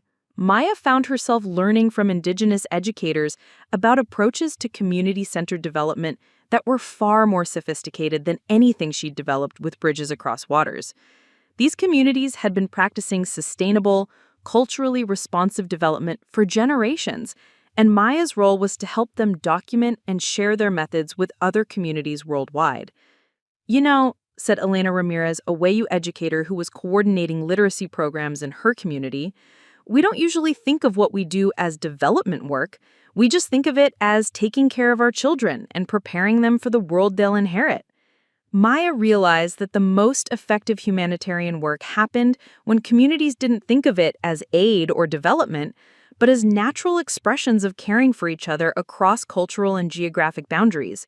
Her job was to help people recognize that they were already doing sophisticated, community-centered work, and then support them in sharing their approaches with others who could benefit from their insights. This understanding transformed Maya's approach to her UN role. Instead of teaching communities how to implement development programs, she began facilitating exchanges between communities so they could learn from each other's approaches to education, economic development, and cultural preservation. The results exceeded anything Maya had accomplished through direct service coordination. Communities in Peru began adapting educational techniques developed by villages in Nepal. Urban neighborhoods in Detroit started implementing community organizing strategies that had been successful in rural Kenya. Indigenous groups in Australia connected with Native communities in Alaska to share approaches to preserving traditional languages while embracing global communication technologies. Maya's apartment, she'd kept her small Chicago space as a base even while traveling extensively, filled with new kinds of documentation. Photographs of community exchanges, recordings of strategy sessions conducted in multiple languages, thank you notes from community leaders who'd connected with peers worldwide through networks Maya had helped facilitate. But the most meaningful documentation came from Bridges Across Waters coordinators, who were now mentoring other organizations in their regions. Ahmad had established a Middle Eastern network of refugee education coordinators who shared resources and strategies across national boundaries. Clara was working with urban community centers throughout Latin America to adapt her Sao Paulo methods to different cultural and economic contexts. These second-generation networks operated independently of Maya's direct involvement, suggesting that her original goal of building sustainable, community-owned approaches to development was being achieved in ways she'd never anticipated. The bridges she'd helped build were now supporting other bridge builders who were creating connections Maya couldn't have imagined. The recognition of this multiplication effect came during Maya's one-year review with Dr. Nakamura, conducted via video call while Maya was visiting community development projects in rural Bangladesh. Maya, I want you to look at some data our research team has compiled, Dr. Nakamura said, sharing spreadsheets that tracked the global expansion of community-centered development approaches. Organizations using methods based on your model are now operating in 74 countries. Community-to-community exchanges that you facilitated have created partnerships in over 200 regions worldwide. Maya studied the numbers with amazement. When she'd started Bridges Across Waters, her goal had been to help individual children access educational opportunities. Now, her approaches were being adapted by thousands of communities to address challenges ranging from climate adaptation to economic development to cultural preservation. But Maya, the most significant impact may be cultural rather than programmatic, Dr. Nakamura continued. We're seeing evidence that communities exposed to your bridge-building methods are more likely to develop international partnerships, more willing to share resources across cultural boundaries, and more confident in their ability to solve problems through collaboration rather than outside assistance. This cultural shift was exactly what Maya had hoped to achieve, but hadn't known how to measure. Children who'd grown up with Bridges Across Waters programs were becoming adults who assumed that communities worldwide could work together effectively if they approached each other with respect, curiosity, and genuine commitment to mutual benefit. Maya's second year as UN Special Advisor focused on documenting and sharing these cultural innovations. She worked with anthropologists, educators, and community leaders to identify the specific practices and principles that enabled effective cross-cultural collaboration, developing what became known as the Global Bridge Building Curriculum. The curriculum wasn't a standardized training program, but a collection of principles, case studies, and experiential learning activities that communities could adapt to their own cultural contexts and needs. Communities in rural India used the curriculum to develop partnerships with villages in rural Mexico facing similar agricultural challenges. Urban youth organizations in Chicago connected with peer groups in Lagos to share approaches to community organizing and civic engagement. But perhaps the most profound validation of Maya's work came when she received an unexpected call from Jennifer, who'd been following her sister's career with growing pride and understanding. "Maya, I have something to tell you that I think you'll find interesting," Jennifer said during one of their regular check-ins. "My law firm is restructuring how we approach pro bono work, and we're implementing something we're calling community-centered legal services, based on principles you've developed." Maya was intrigued. Jennifer's firm represented major corporations and had traditionally approached community service through large donations to established charities rather than direct engagement with communities needing legal support. "We realized that our old approach was basically legal colonialism," Jennifer continued. "We'd decide which communities needed help and then impose our solutions on them. Now we're asking communities to identify their legal needs and then figuring out how to provide support that builds local capacity rather than creating dependence on our services." Jennifer's firm was now working with community organizations to train local leaders in basic legal advocacy, providing resources for communities to represent their own interests rather than requiring professional representation for every legal challenge. The approach honored community knowledge while providing technical expertise, creating sustainable solutions rather than temporary interventions. Maya, I want you to know that watching your work has changed how I understand my own professional responsibilities, Jennifer said. You've shown me that effectiveness isn't about having the most resources or the most credentials.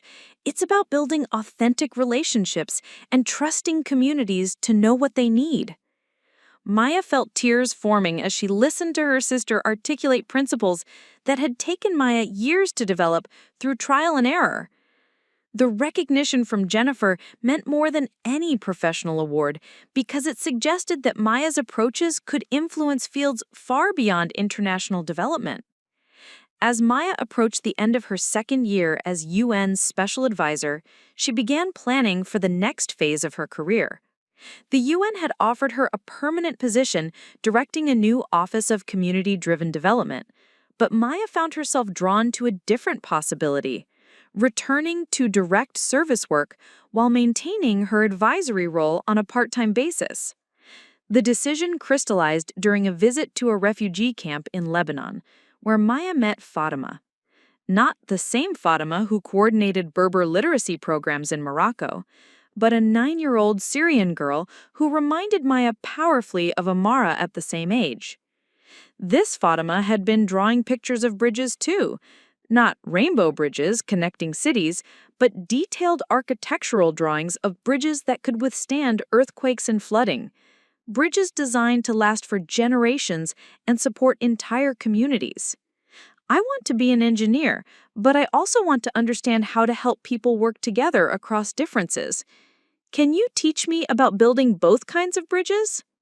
Maya spent the afternoon with Fatima, talking about engineering principles and community organizing strategies, about technical skills and cultural humility, about the different kinds of bridges that communities needed to thrive in an interconnected but often divided world. As Maya prepared to leave the camp, Maya realized that her greatest impact wouldn't come from managing large institutions or developing policy frameworks, but from continuing to work directly with individuals like Fatima who carried within themselves the potential to transform their communities and their world. Maya called Dr. Nakamura that evening to discuss a modified arrangement that would allow her to split her time between UN advisory work and direct community engagement through an expanded version of Bridges Across Waters. The combination would enable her to influence policy and practice while maintaining the personal relationships that kept her grounded in the realities of community-based development. Maya, that sounds like a perfect integration of your skills and passions, Dr. Nakamura replied. You've proven that individual relationships can create systemic change. Now you can demonstrate that systemic influence can support individual relationships. As Maya prepared for her third year of UN service, she felt a deep sense of completion and anticipation.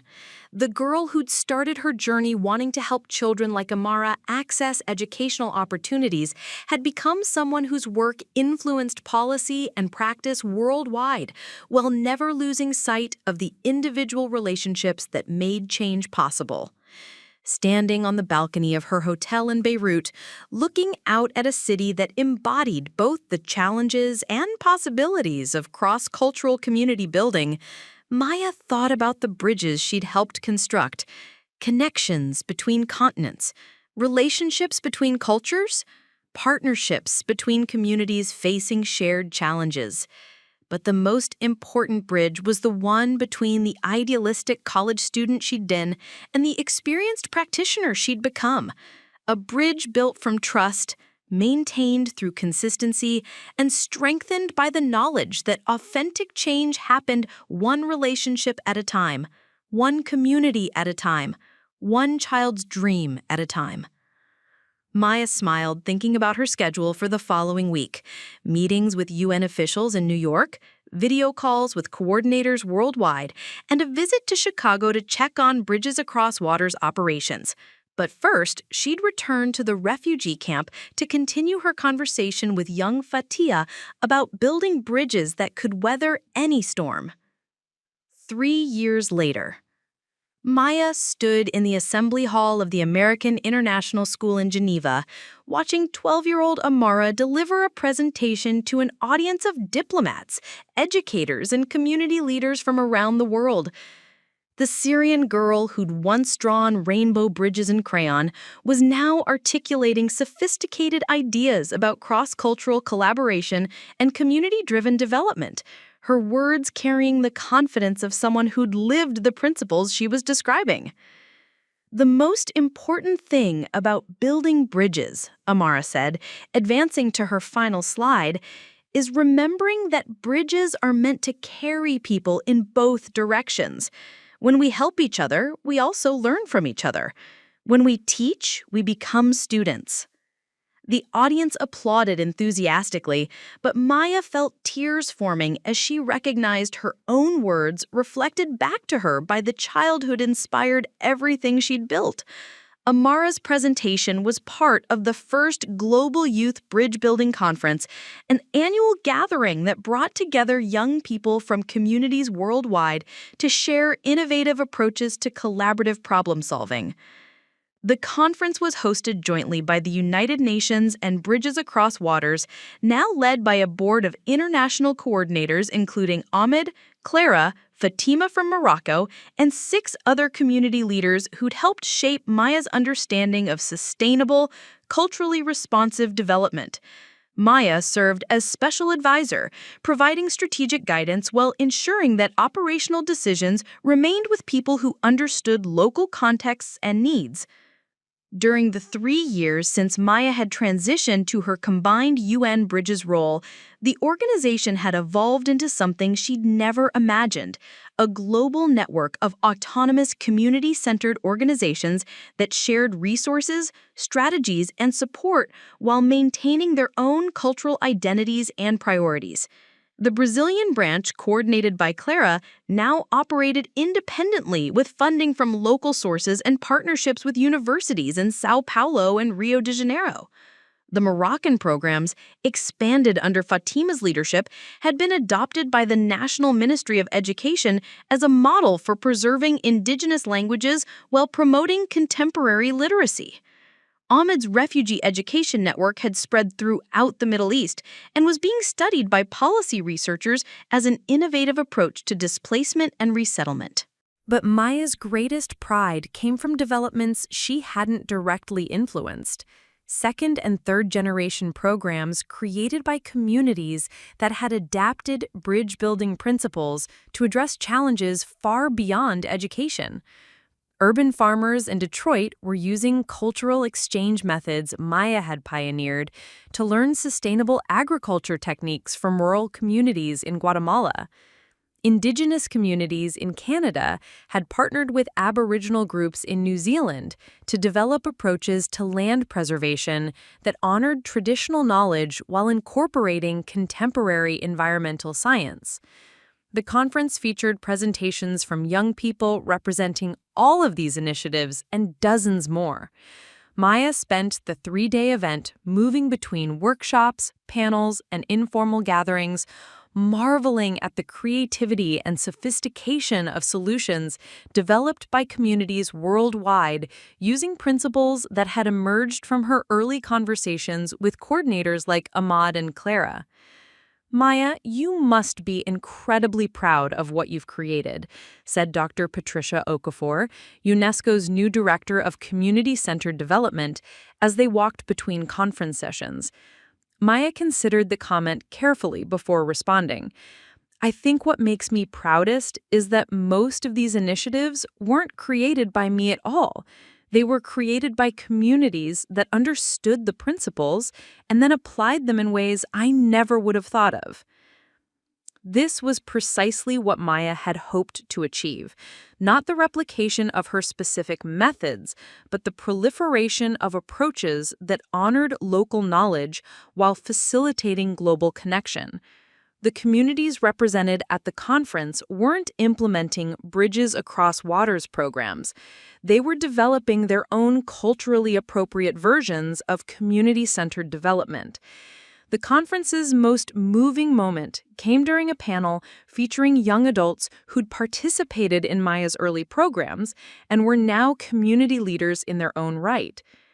David Osei, the Ghanaian teacher who'd first written to thank Maya for solar-powered tablets, was now Dr. David Osei, having completed his PhD in educational technology with research focused on culturally responsive digital learning environments. Miss Maya taught us that the most powerful technology isn't the device itself, but the relationships that make learning possible, Dr. Osei said during his presentation.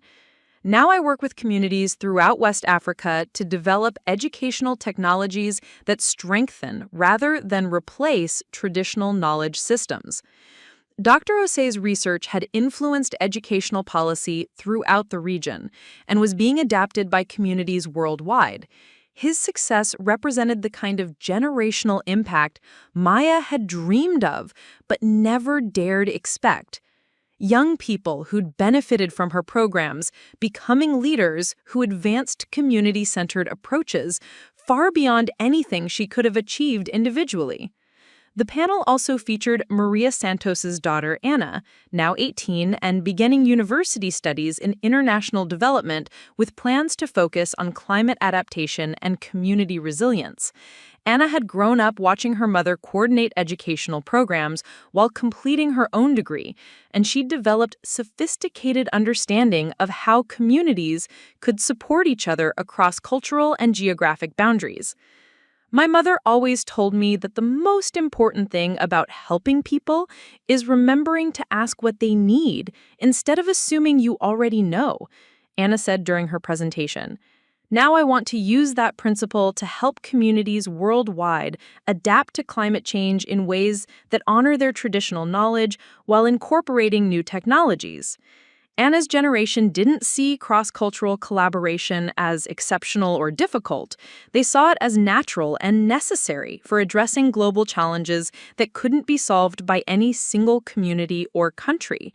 Maya realized that her work had contributed to creating a generation of leaders who assumed international cooperation was both possible and essential for human flourishing. But perhaps the most profound validation of Maya's approach came from an unexpected source, her sister Jennifer, who was attending the conference as part of a legal delegation studying community-centered approaches to human rights advocacy. Maya, I need to tell you something, Jennifer said during a quiet moment between conference sessions. 5 years ago, when I said you were playing pretend, I was completely wrong. But I wasn't just wrong about the effectiveness of your work, I was wrong about what constitutes real impact. Jennifer had spent the previous year working with communities affected by environmental contamination, helping them develop legal strategies that built local advocacy capacity rather than relying on external representation. Her firm's community-centered legal services had expanded to include partnerships with grassroots organizations in 12 states, providing technical support for community-led advocacy campaigns. What you taught me is that lasting change doesn't come from imposing solutions from above, Jennifer continued. It comes from supporting communities and developing their own capacity to address challenges and advocate for their needs. That's not just a better approach to humanitarian work, it's a better approach to law, to business, to any field where people are trying to help other people. Maya felt a profound sense of healing, listening to Jennifer articulate insights that had taken Maya years to develop through trial and error. The tension between sisters who'd chosen different paths had resolved into mutual respect and shared commitment to using their professional skills in service of community empowerment. Jennifer, do you remember when you asked me if I wanted more for myself? Maya replied. I think I finally understand what you were really asking. You weren't questioning whether I deserved better, you were questioning whether I could create something sustainable. And now we both know the answer, Jennifer smiled. You didn't just create something sustainable, you created something that grows stronger by supporting other people in creating their own sustainable solutions. The conference concluded with a ceremony honoring the 10th anniversary of Amara's original rainbow dridge, now displayed in the UN headquarters as a symbol of community-centered development. Amara, now 15 and fluent in 6 languages, had been accepted to university programs in international relations at institutions in 3 different countries. During her closing remarks, Amara returned to the metaphor that had launched Maya's journey. Bridges are not built by one person working alone. They require communities on both sides who decide they want to be connected. The bridge itself is just the physical structure. The real bridge is the relationships between people who choose to cross toward each other. Maya felt the completion of a circle as she listened to Amara articulate principles that had emerged from their early conversations, but had been refined through years of practical application by communities worldwide. The childhood-inspired Maya's work had become a young leader who was inspiring the next generation of bridge builders. 5 years later, Maya's phone rang at dawn on her 32nd birthday, waking her in her apartment in Barcelona, where she was spending a sabbatical year writing a book about her experiences with community-centered development. The caller ID showed a number she didn't recognize, but the voice was immediately familiar. "Miss Maya? This is Fatima from Lebanon, the little girl you met at the refugee camp 7 years ago." Maya sat up in bed, instantly alert and delighted. "Fatima! How wonderful to hear from you! How are you? Where are you calling from?" "I'm calling from Boston," Fatima replied, her English now flawless and confident. "I just started my engineering program at MIT, and I wanted you to know that I'm also enrolled in graduate courses on international development. I'm studying how to build both kinds of bridges, just like we talked about." Maya felt tears of joy as she remembered her conversation with 9-year-old Fatima, who'd been drawing architectural plans for earthquake-resistant bridges while living in a refugee camp. Now, 8 years later, Fatima was beginning university studies that would prepare her to build both physical infrastructure and social connections. "Fatima, that's incredible news! Tell me about your plans." "I want to specialize in disaster-resilient infrastructure, but I also want to understand how communities can work together to prepare for and recover from natural disasters. I've been reading about your work, and I think engineering and community organizing need to be integrated if we're going to address climate change effectively." Fatima's vision was exactly the kind of interdisciplinary, community-centered thinking that Maya believed was essential for addressing contemporary global challenges. The girl who'd been displaced by conflict was now preparing to help communities worldwide build resilience against future disasters. "I have something else to tell you," Fatima continued. "I've been accepted into the UN Youth Leadership Program, and I've proposed a project that would create partnerships between engineering schools and refugee communities to develop disaster preparedness technologies. Would you be willing to serve as a mentor for the project?" Maya agreed immediately, recognizing the opportunity to support another generation of leaders while learning from their innovative approaches to problems she'd never fully understood. Fatima's integration of technical expertise and community engagement represented an evolution of bridge building that went beyond Maya's original educational focus. After the call ended, Maya walked onto her apartment balcony and looked out at the Mediterranean Sea, thinking about the ripple effects that had emerged from her early conversations with children like Amara and Fatima. Her work had begun with individual relationships, but had grown into global networks that were now generating innovations she couldn't have imagined. The book she was writing attempted to document these developments while preserving the intimate, relationship-based character that had made them possible. Publishers were interested in the story of how a college student had built a global humanitarian network from her studio apartment, but Maya was more interested in exploring why community-centered approaches produced more sustainable outcomes than institutional programs. Her research had taken her back to many of the communities she'd first worked with 15 years earlier, and she'd been amazed by the long-term impacts of relationships that had begun with simple requests for educational materials or disaster relief coordination. Children who'd learned to read using tablets Maya had helped provide were now teachers who were developing innovative curricula. Communities that had rebuilt schools after natural disasters were now regional leaders in disaster preparedness and climate adaptation.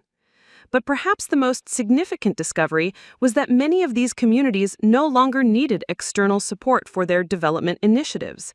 The capacity-building focus of Maya's early work had produced exactly the outcomes she'd hoped for: communities that were capable of identifying their own needs, accessing their own resources, and developing their own solutions to contemporary challenges. This success created what Maya had come to think of as the good problem of community development. What did it mean for her organization when the communities it served no longer needed its services? How could Bridges Across Waters evolve to remain relevant while celebrating the independence of communities that had grown beyond needing external coordination? The answer had emerged gradually through conversations with coordinators who were facing similar transitions in their regions. Ahmad's refugee education network had become so well established that it was now training other organizations throughout the Middle East. Clara's urban community programs had been adopted by municipal governments in Brazil and were being replicated in cities throughout Latin America.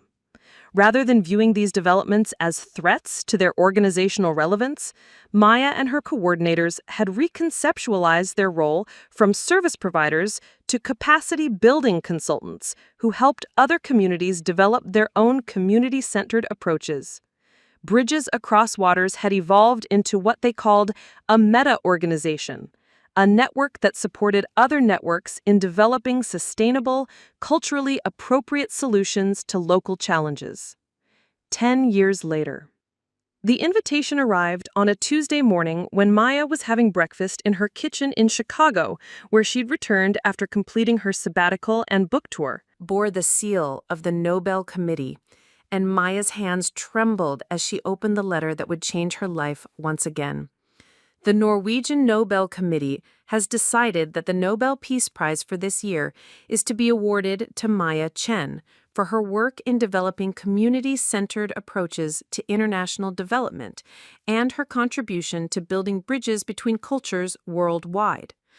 Maya sat in stunned silence, reading the letter 3 times before the words penetrated her consciousness.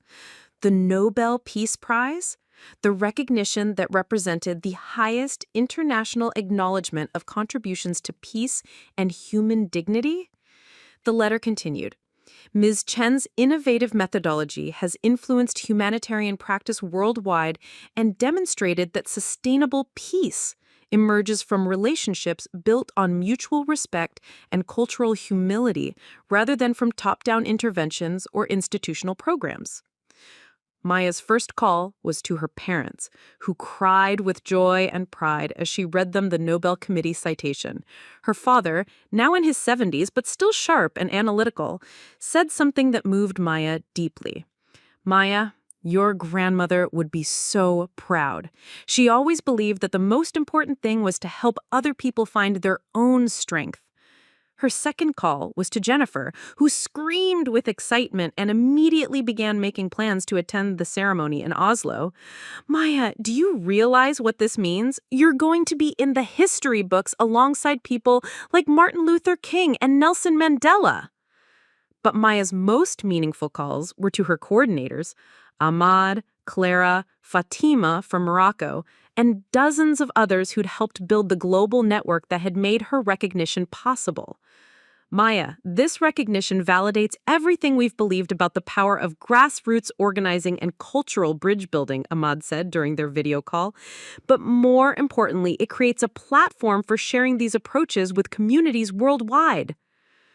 The Nobel Prize ceremony took place on a snowy December evening in Oslo, with Maya's family, coordinators from around the world, and representatives from communities that had been touched by Bridges Across Waters in attendance. As Maya walked to the podium to deliver her acceptance speech, she carried with her 2 small objects: her grandmother's jade bracelet and Amara's original rainbow bridge drawing.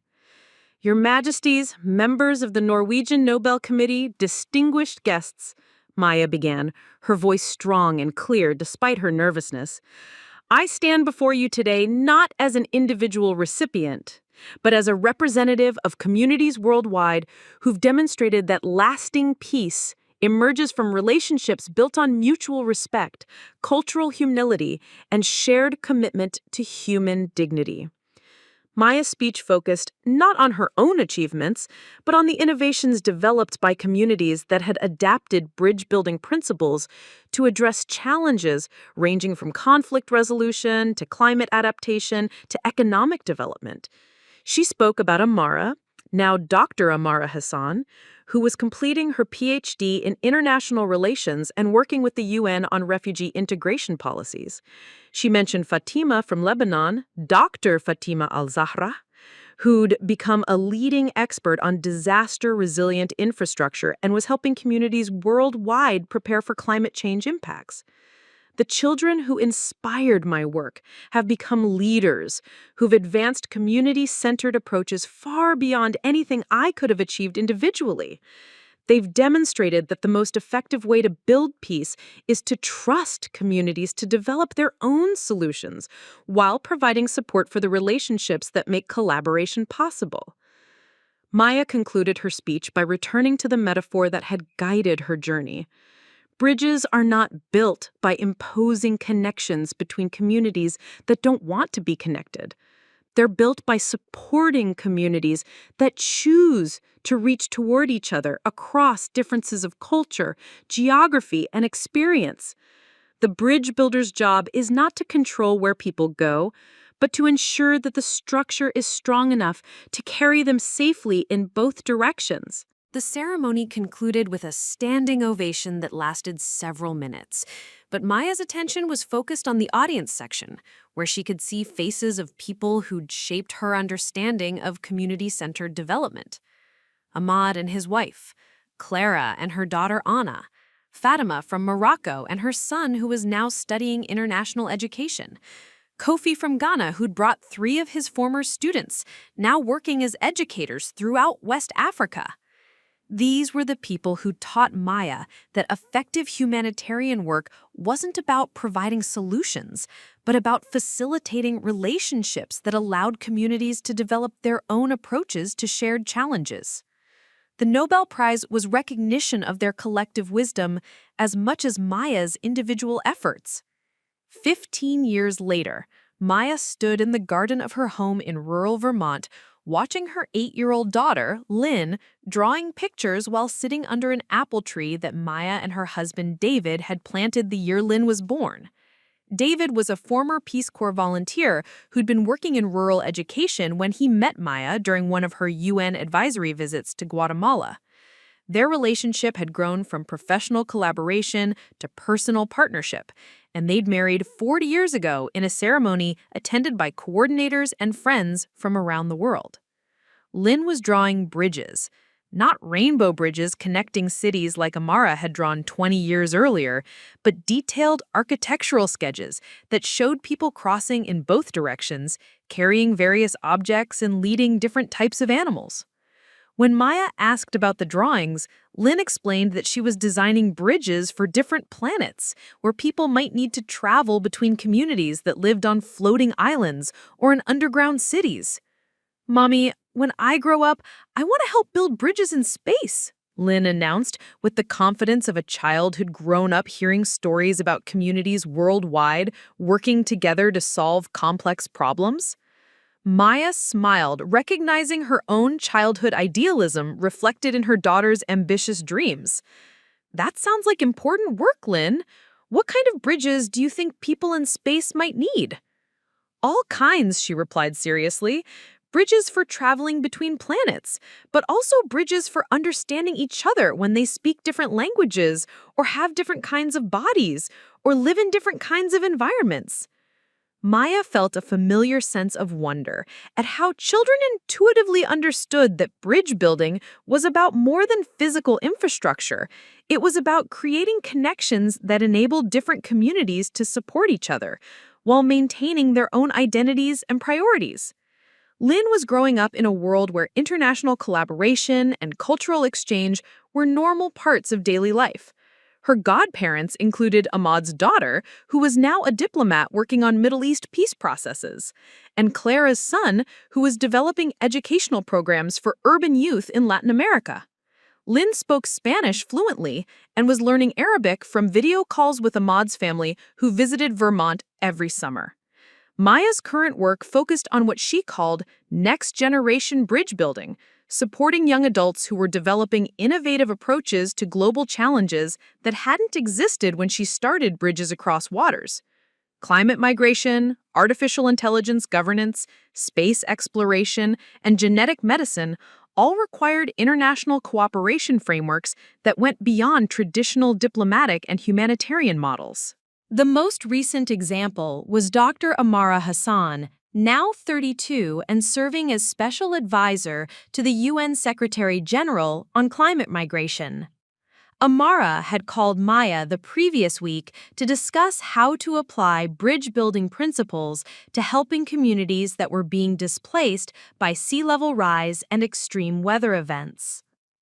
Maya, we're facing situations where entire island nations need to relocate to other countries, Amara had explained during their video call.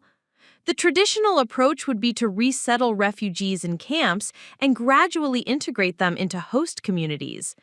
But what if we could help them establish new communities that preserved their cultural identity while contributing to their host country's economic and social development? Amara's vision involved creating international partnerships that would allow climate migrants to bring their traditional knowledge, cultural practices, and community organizing skills to regions facing their own environmental challenges. Instead of treating displaced people as victims needing assistance, the approach would recognize them as resources who could contribute to collective problem solving. Maya had been amazed by the sophistication of Amara's thinking, which integrated lessons from refugee education, community development, and climate science in ways that went far beyond her original bridge-building methods. The child who'd drawn rainbow bridges was now designing social infrastructure for challenges Maya had never imagined. Similar innovations were emerging from other young adults who'd been influenced by community-centered development approaches during their childhood. Dr. Fatima Al-Zahra was working with coastal communities worldwide to develop disaster-resistant infrastructure that incorporated traditional knowledge about building in flood-prone areas. Dr. David Osei was researching how artificial intelligence could be designed to strengthen rather than replace traditional educational approaches in African communities. These developments suggested that Maya's greatest long-term impact wouldn't come from the specific programs she'd created, but from the cultural shifts she'd contributed to among people who now saw international collaboration and community-centered problem-solving as natural approaches to global challenges. Maya's phone rang, interrupting her thoughts about generational impact and future possibilities. The caller ID showed a number from Geneva, and Maya recognized the voice of Dr. Elena Vasquez, the current UN Secretary General. "Maya, I hope I'm not catching you at a bad time," Dr. Vasquez said. "I'm calling to discuss a proposal that I think will interest you. We're considering establishing a new UN university focused entirely on community-centered approaches to global challenges. The board has unanimously agreed that we'd like you to serve as the founding chancellor." Maya felt the familiar mixture of excitement and trepidation that came with opportunities to expand her impact while staying true to her core principles. A UN university would provide unprecedented resources for developing and sharing community-centered approaches, but it would also require Maya to navigate institutional politics and bureaucratic constraints that had always challenged her relationship-based methods. "Dr. Vasquez, that's an incredible opportunity, but I'd need to ensure that the university operated according to community-centered principles rather than traditional academic hierarchies. The goal would be to support communities in developing their own expertise, rather than creating another institution that imposed external knowledge on local contexts." "That's exactly what we have in mind," Dr. Vasquez responded.